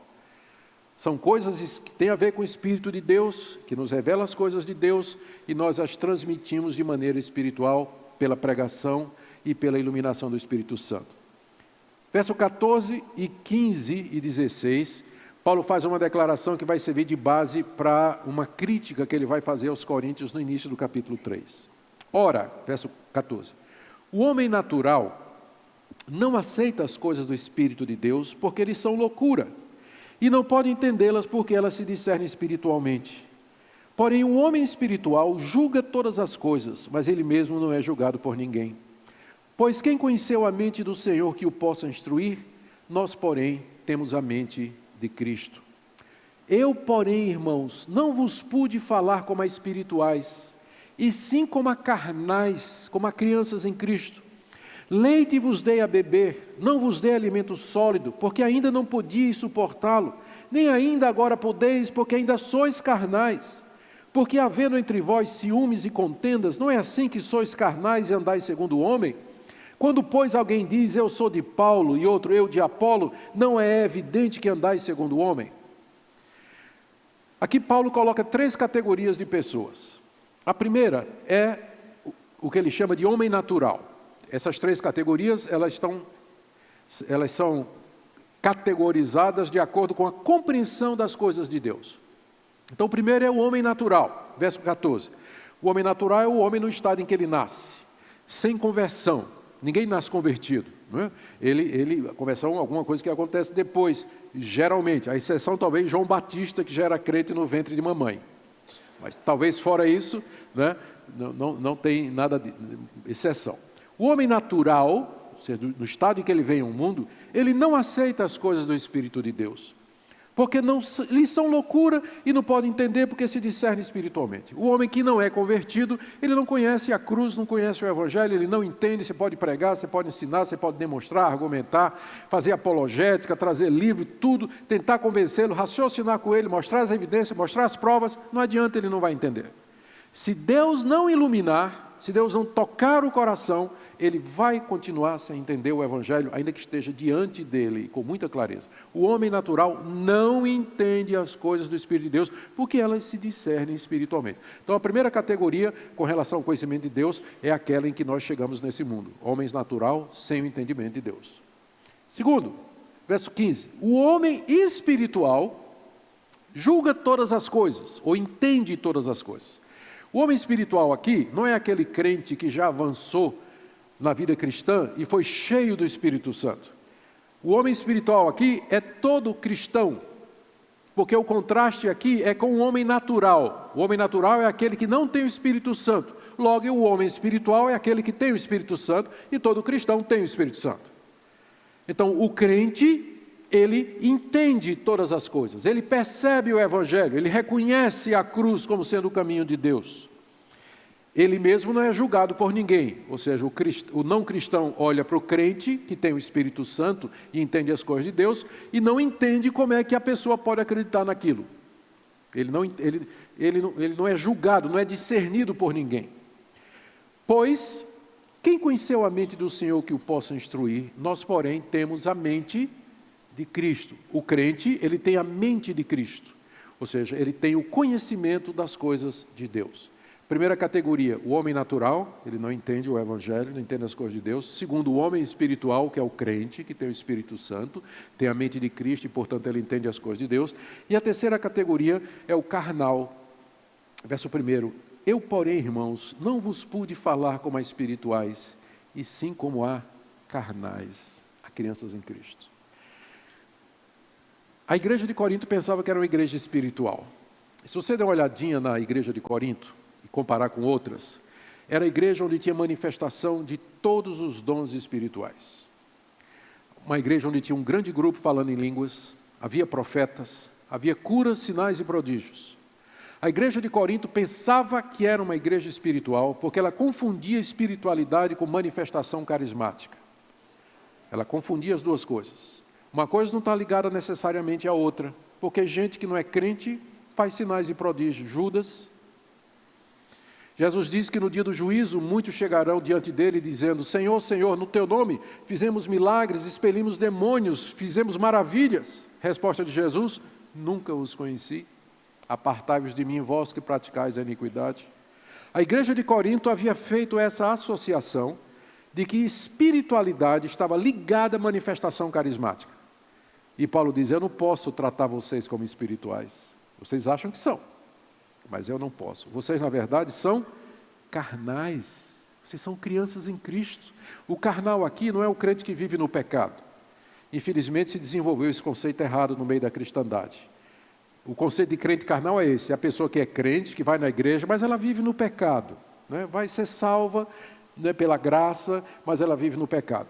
A Bíblia diz que sem santificação ninguém verá o Senhor.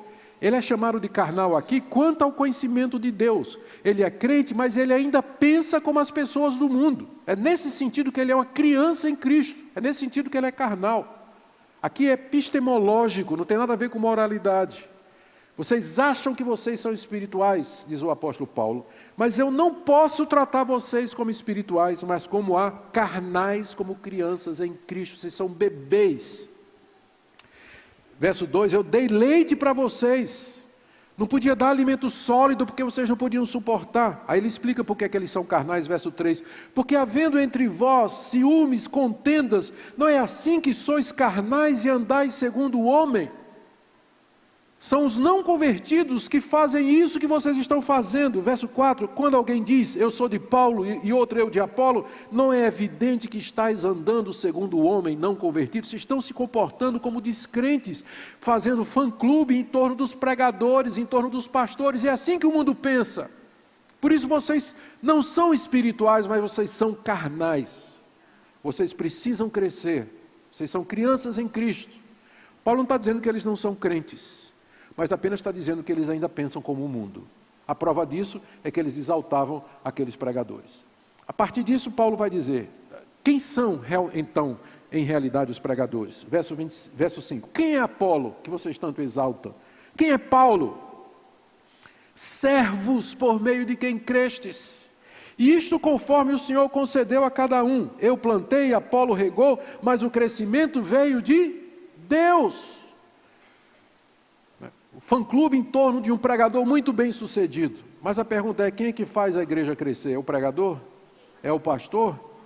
Um planta, outro rega e outro colhe. Mas o crescimento vem de Deus. Então não se glorie em homens, ainda que o ministério deles seja o mais bem sucedido do mundo. Porque é sempre pela graça, é Deus que faz a igreja crescer.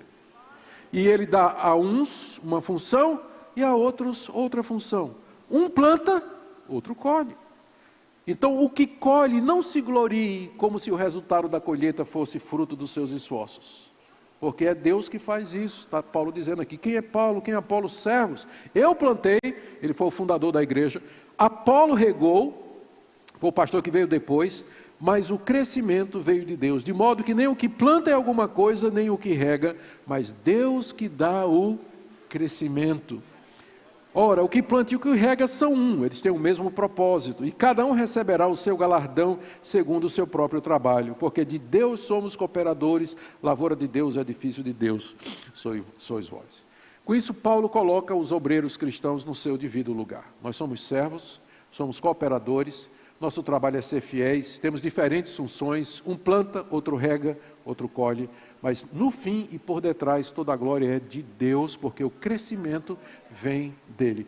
Isso é um consolo para nós. Isso é um consolo para nós. Que às vezes somos pressionados por resultados, ou queremos medir nossa comunhão com Deus e a bênção de Deus sobre nós por números. Aqui está dizendo muito claro que não é esse o caminho, gente. Não é esse.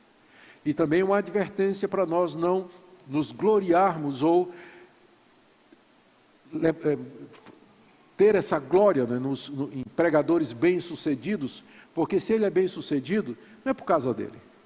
mas é por causa da graça de Deus na vida dele, e portanto toda a glória é dele. Muito bem, eu vou terminar só com do verso 10 até o verso 17, porque eu não posso deixar de... Tenho 2 minutos, eu não posso deixar de falar nisso aqui. O último ponto de Paulo: não julguem nada antes do tempo. Não fiquem... Porque quando você diz eu sou desse e não sou daquele, você está fazendo um julgamento. Então não julgue nada antes do tempo, porque você só vai conhecer os motivos do coração. O que é que levou um pastor, o que é que levou um pregador a fazer o que ele fez e ser o que ele foi? Você só vai conhecer isso no dia do juízo, quando Deus vai julgar o trabalho de todos. Segundo a graça de Deus, verso 10. Segundo a graça de Deus que me foi dada, lancei o fundamento como prudente construtor. Ele está se referindo à plantação da igreja de Corinto. Ele foi aquele que chegou lá e plantou. E outro edifica sobre ele. Se refere agora a Apolo e os que vieram depois dele, a liderança da igreja de Corinto. Porém, cada um veja como edifica. Então, então aqui você percebe, qual é o trabalho do apóstolo? O apóstolo é aquele que lançou o fundamento. Os pastores são aqueles que edificam sobre o fundamento. Os apóstolos foram levantados por Deus, os 12 e Paulo, para lançar o fundamento da igreja. O fundamento já está lançado.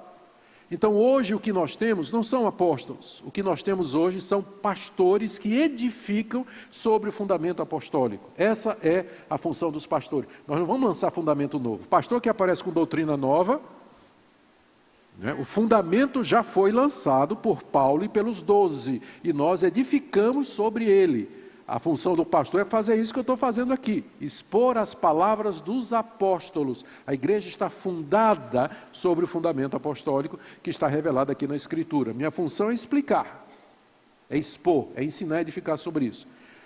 Portanto, verso 11, ninguém pode lançar outro fundamento, além do que foi posto, o qual é Jesus Cristo, porque essa era a função de Paulo. Contudo, se o que alguém edifica sobre o fundamento é ouro, prata, pedras preciosas, madeira, feno, palha, manifesta se tornará a obra de cada um, pois o dia demonstrará, porque está sendo revelada pelo fogo, e qual seja a obra de cada um, o próprio fogo o provará. O que Paulo está dizendo é que no dia do juízo, Deus vai examinar a obra de cada obreiro e vai prová-la como o fogo prova os materiais. Então, o dia do juízo aqui é visto como um grande incêndio. Você já viu um incêndio quando pega numa favela, por exemplo? O que é de madeira, feno, palha, papelão, papel, acaba. Mas aquilo que é feito de concreto sobrevive. Então, o dia do juízo é como se Deus examinasse a obra dos obreiros e dos líderes com o fogo da sua santidade e da sua onisciência. E revelasse a público o que realmente motivou cada um. Naquele dia, manifesta se tornará a obra de cada um. É como se Paulo dissesse, não julga agora, não diz eu sou desse, eu não sou daquele, que você não conhece o coração dessas pessoas. Mas no dia do juízo isso vai ficar claro, porque Deus vai manifestar pelo fogo a obra de cada um. E ele diz, se permanecer, verso 14, se permanecer a obra de alguém que sobre o fundamento edificou, esse receberá galardão. Se a obra de alguém se queimar, sofrerá ele dano, mas esse mesmo será salvo, todavia que coma através do fogo. Ou seja, ele não vai perder sua salvação, mas a obra que ele construiu, se foi feita por motivos errados, buscando glória, meios errados e tudo mais, tudo aquilo vai se queimar no dia do juízo. Ele vai ser salvo pelo fogo. Já viu alguém que escapou de um incêndio nu? Não deu tempo, ele pulou da cama e saiu, correu para a rua para se salvar do fogo, às vezes só de pijama sem nada, né? Não levou nada. Assim vai ser no dia do juízo. Muita gente que hoje a gente olha, admira e pensa tudo mais, no dia do juízo a gente vai ver que na verdade ele está nu. Porque Deus conhece os motivos, Deus sabe a motivação, a razão pela qual eles fizeram todas estas coisas. Por isso, irmão, não se glorie nos homens, você não conhece todas as coisas. Não se glorie. E Paulo termina dizendo, verso 16, não sabeis que sois santuário de Deus e que o Espírito de Deus habita em vós? Se alguém destruir o santuário de Deus, Deus o destruirá, porque o santuário de Deus que sois vós é sagrado. Eu já vi gente aplicando essa passagem ao corpo humano, né? Mas aqui não é o corpo humano, ele está falando da igreja, ao contexto. Regra número 1 para a interpretação, contexto. Regra número 2, contexto. Regra número 3, contexto. O santuário aqui é a igreja. Vocês são O santuário de Deus, no Antigo Testamento, o santuário, naos, no grego, era o santo dos santos, que ficava dentro do tabernáculo e do templo, onde só o sumo sacerdote entrava uma vez por ano, onde estava a Arca da Aliança, onde Deus se manifestava. Deus agora não habita mais em templos feitos por mãos humanas. Ele habita na sua igreja, no seu povo. Nós somos o santuário de Deus. E o Espírito de Deus habita em nós. No verso 17, se alguém destruir o santuário de Deus, o que é destruir o santuário de Deus no contexto? Dividir a igreja. Rachar a igreja em torno de personalidades. Então isso é que é destruir o santuário de Deus. Se alguém fizer isso, Deus destruirá. A Bíblia é muito pesada contra os que promovem cismas e divisões com falsos ensinos. Com falsos ensinos. Ou com falsas atitudes como essa daqui. A gente lamenta as divisões que existem entre nós. Isso aqui é o chicote estralando contra os evangélicos. Há tantas divisões entre nós. Algumas divisões aconteceram por conta de doutrina, como aconteceu na Reforma Protestante. Lutero entendeu que a justiça de Deus era pela fé e não estava para ele continuar na Igreja Católica, que não queria se arrepender disso aí. Então ele teve de sair. Então aquela separação foi necessária, foi necessária. Mas gente, a gente se divide hoje em dia por conta de quê? Briga pelo poder, o pessoal quer espaço, o pessoal quer ter seu próprio ministério, cada um quer cantar de galo no seu próprio terreiro, e aí, por conta de culto à personalidade, busca de poder e tudo mais, as igrejas vão se dividindo e os católicos tripudiam sobre nós, e o mundo tripudia sobre nós por conta das milhares de denominações evangélicas que existem no Brasil hoje, causando esse mal que existe aqui. Por quê? Porque essas divisões, como essa que aconteceu na igreja de Corinto, era simplesmente culto à personalidade. Simplesmente culto à personalidade. Nós temos que nos separar de hereges. Então, há seitas que negam a Jesus Cristo, negam a Trindade, negam a Bíblia, isso aí nós temos que nos separar mesmo desse pessoal, não queremos nada com eles. Mas entre nós que cremos nas verdades fundamentais, na cruz de Cristo como sendo a sabedoria de Deus, então nós deveríamos nos unir em torno disso, e mesmo que a gente trabalhe em campos distintos e diferentes, e não rasgar, destruir o santuário de Deus que é a igreja. Conclusão de tudo, está aqui do verso 18, eu vou só ler, do verso 18 em diante. Ninguém se engane a si mesmo. Se alguém dentre vós se tem por sábio neste século, faça-se de tolo para se tornar sábio. Porque a sabedoria desse mundo é loucura diante de Deus, porque está escrito, ele apanha os sábios na própria astúcia deles. E outra vez, o Senhor conhece os pensamentos dos sábios, que são pensamentos vãos. Portanto, ninguém se glorie nos homens, porque tudo é vosso. Veja que coisa interessante. Quando você diz, eu sou de Paulo, você está dizendo a coisa errada. Paulo é que é seu, tudo é vosso. Pedro é seu, Apolo é seu, os líderes são seus, são da igreja. Então, na hora que você diz, eu sou de fulano, você está reduzindo o evangelho. Você não é de fulano, fulano é que é nosso, foi levantado por Deus para ser o ministro da igreja, é servo de Deus para nós. Tudo é nosso. Seja Paulo, seja Apolo, seja Cefas, seja o mundo, seja a vida, seja a morte, sejam as coisas presentes, sejam as coisas futuras, tudo é da igreja, tudo é de vocês, o mundo é de vocês, esses líderes são de vocês, a vida futura é de vocês, o novo mundo que se aproxima, o novo céu e nova terra, tudo é de vocês são herdeiros de Deus. Então para de dizer eu sou de homem, eu sou desse, eu sou daquele, porque na verdade tudo é vosso. Final do verso 23, e vós sois de Cristo, e Cristo é de Deus. Que coisa extraordinária, não é? Que palavra boa do apóstolo Paulo para nós. Queridos, a minha oração é que essa exposição, que capítulo 4 é tão rico, fica para outra vez, que essa exposição ajude vocês que são chamados para ministrar, que se sentiram vocacionados por Deus para serem ministros da palavra, que esses princípios aqui norteiem a vida de vocês e o ministério de vocês. Amém? Deus abençoe a vocês. Muito obrigado.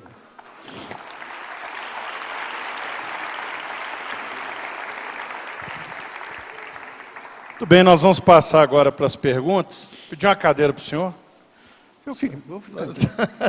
A cadeira não chegou, nós estamos descadeirados aqui. Não, vou... Glória a Deus.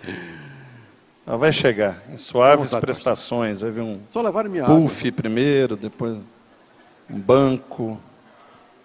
Chegaram as cadeiras, pastor. As cadeiras chegam. Então fiquemos aqui Vamos sentar um nas pouquinho. cadeiras, vamos.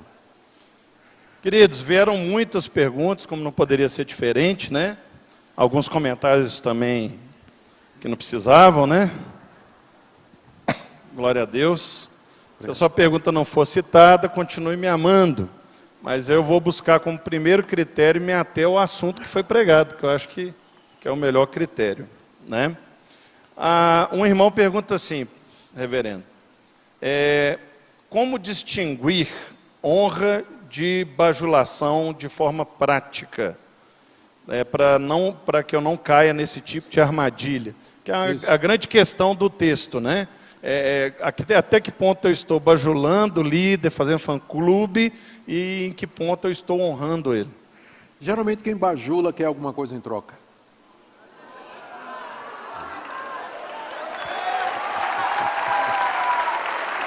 Gente, eu falei isso agora com o Rony ali.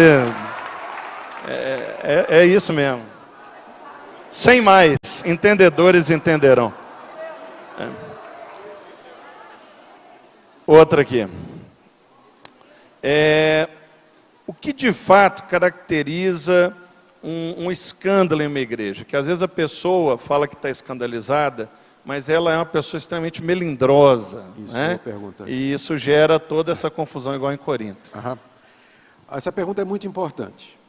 A palavra escândalo no grego, que é a palavra que aparece em 1 Coríntios 8, 9 e 10, é uma palavra que significa tropeço. E Paulo adverte ali os cristãos, no contexto de comer carne sacrificada aos ídolos, que eles não sejam tropeço para outro. E aí Paulo explica o que ele quer dizer por isso. Ele diz assim, imagine que você, que se sente à vontade para comer carne, mesmo sacrificada ao ídolo, você vai lá no festival da deusa Afrodite, o culto dela havia em Corinto, você entra lá no templo e você está comendo carne lá. A mesma coisa que a gente não convida os descrentes para comer um churrasco na nossa igreja. Então, em Corinto, os incrédulos convidavam seus amigos para comer um churrasco lá no culto, no templo da deusa Afrodite. Né? A pergunta é se o cristão podia participar.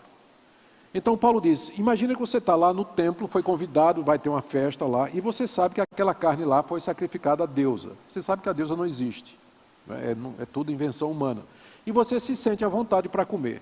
Aí passa um irmãozinho e diz assim, olha lá o pastor Richard comendo aquela carne lá no meio do templo pagão. Se ele pode, então eu posso também. E aí ele vai e come, só que a consciência dele não está preparada para isso. E ele então se sente culpado e ele desanima na fé. Então você fez aquele irmão tropeçar. Então fazer tropeçar não é divergir de opinião, mas você fazer alguma coisa que leve o irmão fraco a praticar aquilo por imitação e, como resultado, ele se sentir culpado. Nada melhor do que o próprio Paulo para explicar isso aí. Então, abre aí rapidinho, é capítulo 8.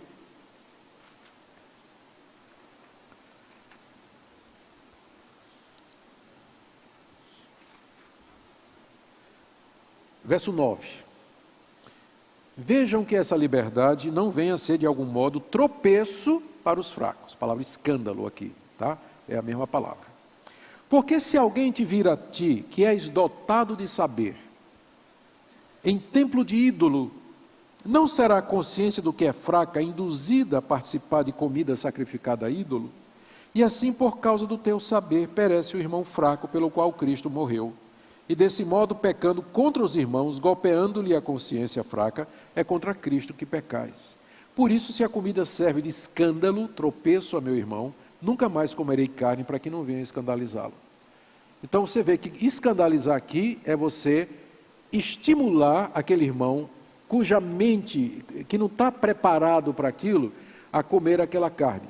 Você está tranquilo que você sabe que carne é carne, foi Deus que criou a vaca, não tem, esses deuses são falsos, você não está adorando, você não está fazendo nada disso, então você está livre para comer aquilo. O seu irmão fraco, que não está preparado, vendo você fazer isso, vai ser induzido a fazer a mesma coisa. E ele não está preparado, aí você golpeia a consciência dele. Então, tropeçar, escândalo, é quando você, pelo exemplo, você leva pessoas a fazer alguma coisa para a qual a consciência delas não está preparada, e o resultado é que ela desanima, ela enfraquece na fé e tudo mais. Se você considerar escândalo como divergência de opinião, então, na igreja, você não vai comer carne, não vai tomar Coca-Cola, você não vai usar calça comprida, você não vai poder fazer as sobrancelhas, não vai poder raspar a perna, você não vai poder ir para a praia, não vai poder ver jogo do Cruzeiro. Isso está bom. Você não vai... Não é? Entende? Então, a gente não pode deixar a consciência do fraco ditar a ética da igreja, senão a gente vai virar seita, vai virar legalista. Então, não é diferença de opinião. É induzir a pessoa não preparada a fazer alguma coisa que vai levar ela a se sentir fraca e desanimar. Tá bom? O Cruzeiro é um escândalo mesmo. Aqui, ó. Diferentes denominações surgiram a partir da Reforma Protestante. Acredito que alguns pontos são inegociáveis, como a justificação da fé em Cristo, Trindade, ressurreição, inerrância das Escrituras. Qual a importância da definição clara da doutrina que a igreja crê para os seus membros? Infelizmente, depois da Reforma Protestante, houveram algumas divisões em pontos que não eram considerados como essenciais. Então, a primeira divisão foi sobre a questão do significado da ceia, entre luteranos e zwinglianos, se Cristo estava presente e em que sentido ele estava presente na ceia. Os calvinistas vieram depois, não é? Mas a briga primeiro foi entre Lutero e Zwingli sobre o papel, a questão da ceia. Depois houve também uma discussão sobre igreja e Estado, qual a relação da igreja para com o Estado. Então houve divisões nesse sentido também. Mas nenhuma dessas, apesar disso, os reformadores, eles eram essenciais nos chamados 5 solas, que eram os 5 slogans da reforma, que era somente a Escritura, somente Cristo, somente a fé, somente a graça e glória somente a Deus, que é o que todo evangélico professa. Eu duvido que haja um evangélico que não professe essas coisas, né? Que somente a Bíblia é a palavra de Deus, que a salvação é somente por Cristo, que a salvação é pela fé e é pela graça e que no final toda a glória é de Deus. Então, os protestantes em geral, eles se unem em torno disso, eles são unidos nisso aí. Então, existe uma união básica entre as igrejas protestantes. Se aparece, por exemplo, alguém dizendo, negando, só por comparação, qual é a diferença entre o protestante e o catolicismo? Aqui, ó, somente a Escritura. A Igreja Católica oficialmente não aceita somente a Bíblia, ela aceita a tradição e a revelação contínua através do Papa e do Magistério Católico. Então já não faz parte do nosso grupo. Não é somente Cristo, porque vai adicionar a intervenção de Maria e a intercessão dos santos. Então não é somente pela fé, porque eles vão dizer que o homem de alguma forma participa através das obras na sua salvação. E portanto não é somente pela graça, e no final a glória não pode ser somente a Deus, porque Maria acaba recebendo muito mais glória do que Jesus e até do próprio Deus em alguns círculos. Então, esses pontos, eles definem bem o que são os protestantes, né, que, ao meu ver, são os cristãos verdadeiros. As divisões, elas vêm em questão secundária. Forma de batismo, sistema de governo, relação com o Estado, mais recentemente, o papel dos dons espirituais.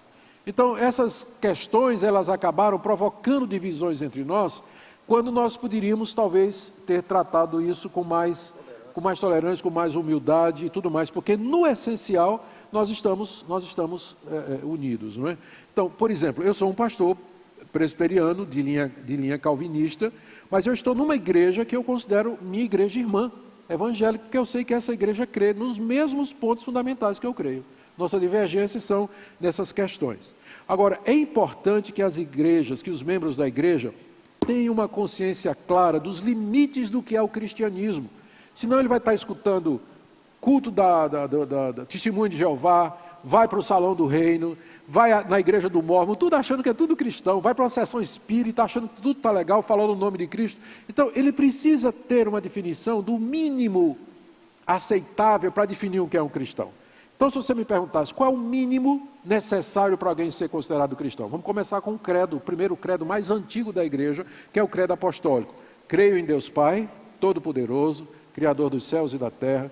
Creio no seu Filho Jesus Cristo, nosso único Senhor, nasceu da Virgem Maria, padeceu sob Pôncio Pilatos, morreu pelos nossos pecados, ressuscitou ao terceiro dia, subiu aos céus, onde está à direita de Deus, voltará para julgar vivos e mortos. Creio no Espírito Santo, creio na Igreja Universal. A Universal aqui não é do Edir Macedo, não, é a igreja que existe, né?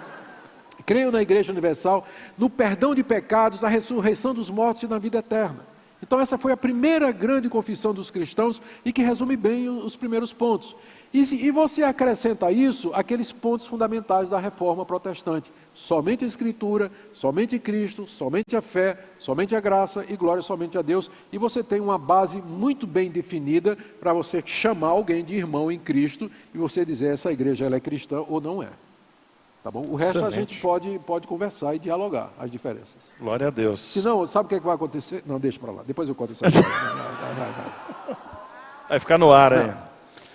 O senhor falou muito sobre os sofistas, e aí uma pessoa pergunta assim, sobre a questão de artes visuais e cênicas, se elas podem ser consideradas uma forma de pregação quando são usadas para falar do Evangelho, ou se ela cai nessa questão da emoção, do sofismo. Não, eu creio que as artes, elas têm que Vai ser... com calma que eu lancei o devocional ontem. Sim, então, você devia ter me falado, pastor. Você devia ter me falado.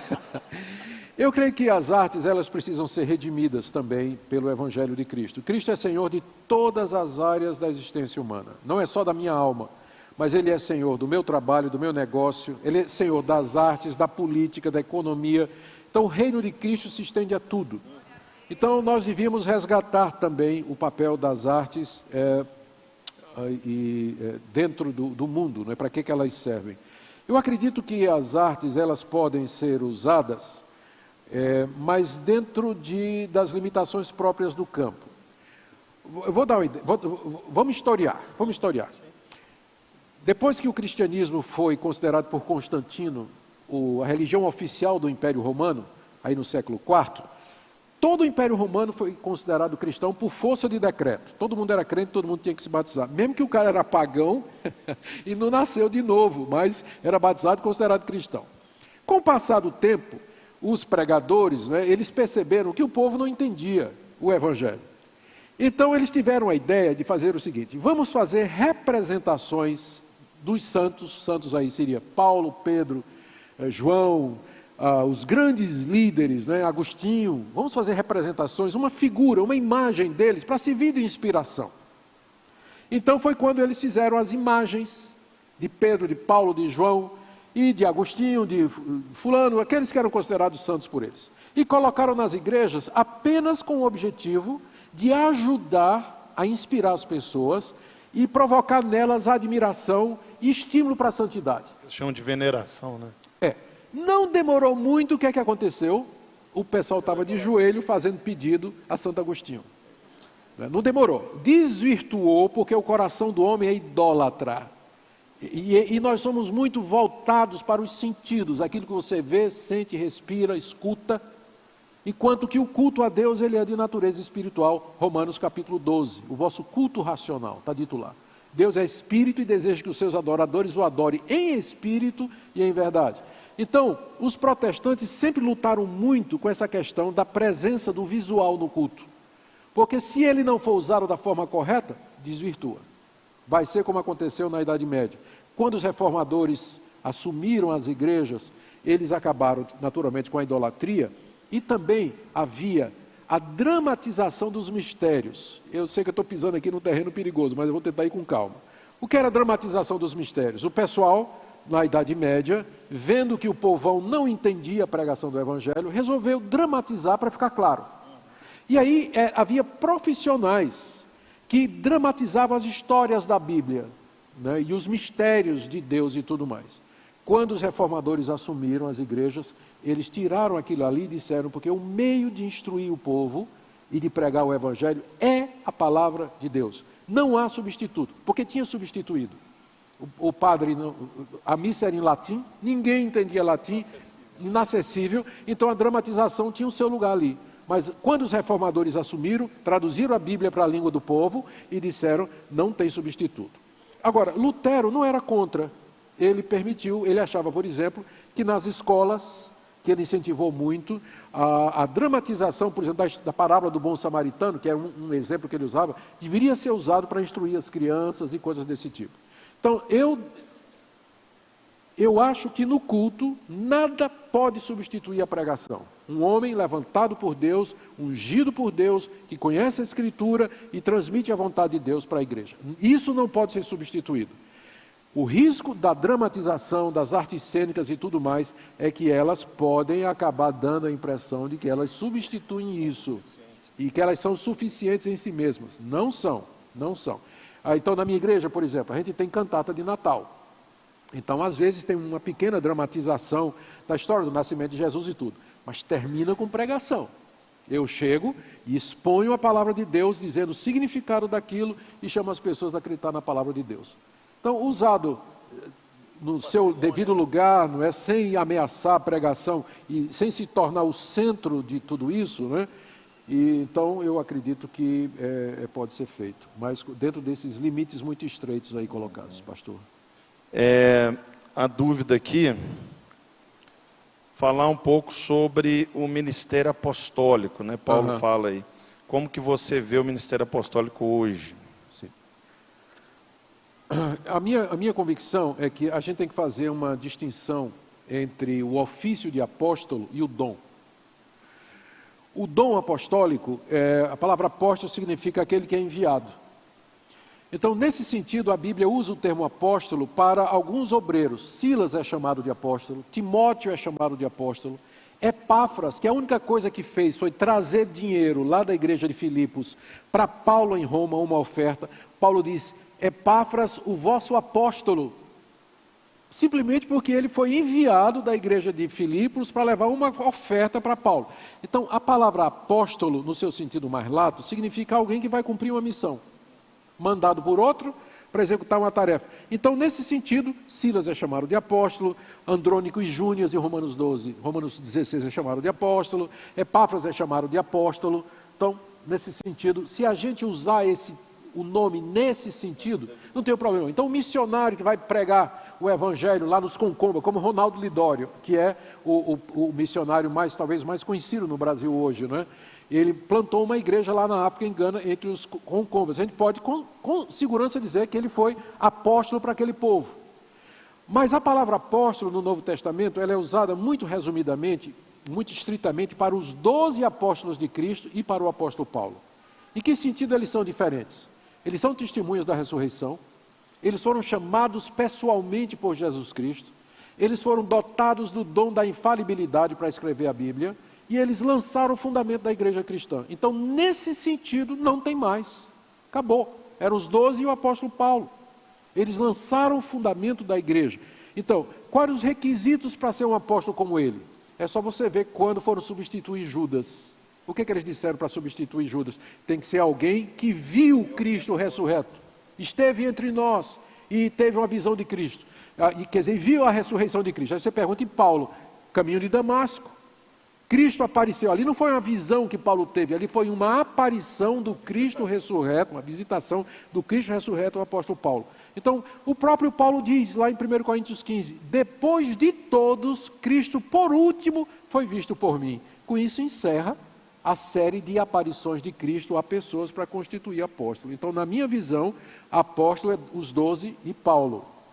Nesse sentido, no sentido de alguém que é enviado, vai cumprir uma missão, é missionário, o termo pode ser usado, se ficar claro que é nesse sentido. Excelente. Passou muito rápido, né, gente? Já acabou? Já. Eu queria agradecer, reverendo, a sua disponibilidade, tanto de vir aqui ontem no Quarta na Palavra, agora de manhã para a audiência da internet. Obrigado. E pessoal que está assistindo a Rede Super, né, está sendo reprisado. Então, a gente fala como se fosse ao vivo, então é bom destacar isso. E para o Seminário Teológico Carisma, né, que eu tenho certeza que todo mundo gostou muito, né? Obrigado. E vamos ficar de pé, vamos orar pela vida do reverendo. Queria chamar o pastor Luiz Felipe, que foi quem idealizou e todo esse trabalho, a vinda do reverendo, o Senhor usou esse homem. Né? Então ele vai fazer o fechamento e vai estar orando aí pelo reverendo. Graças a Deus, gente.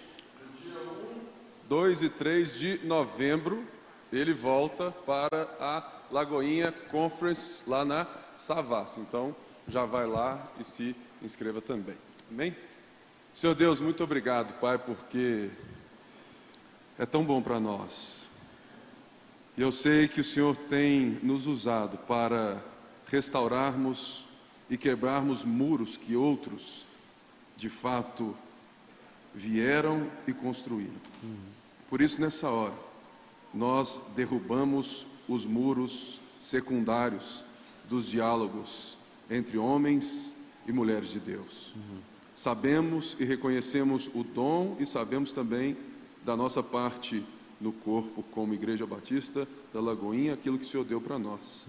Mas também reconhecemos o dom do Senhor na vida deste homem, que o Senhor tem nos dado como também um pai na fé, um homem que pode e tem de fato nos abençoado de tantas maneiras. Por isso nós rogamos ao Senhor que Deus, que esse momento, que esse diálogo que está sendo estabelecido entre nós, que ele seja para a glória do teu nome. Sim. Que ele, Pai, possa derrubar, Pai, tantos muros, e que ele possa, Pai, evitar tantos cismas também. Amém. Eu te peço, Pai, sobre a vida de cada um que está aqui, cada um que está, Senhor, nos vendo, assistindo nas mídias também, que o Senhor nos faça humildes. Amém. E que, de fato, o Senhor nos ensine a amar.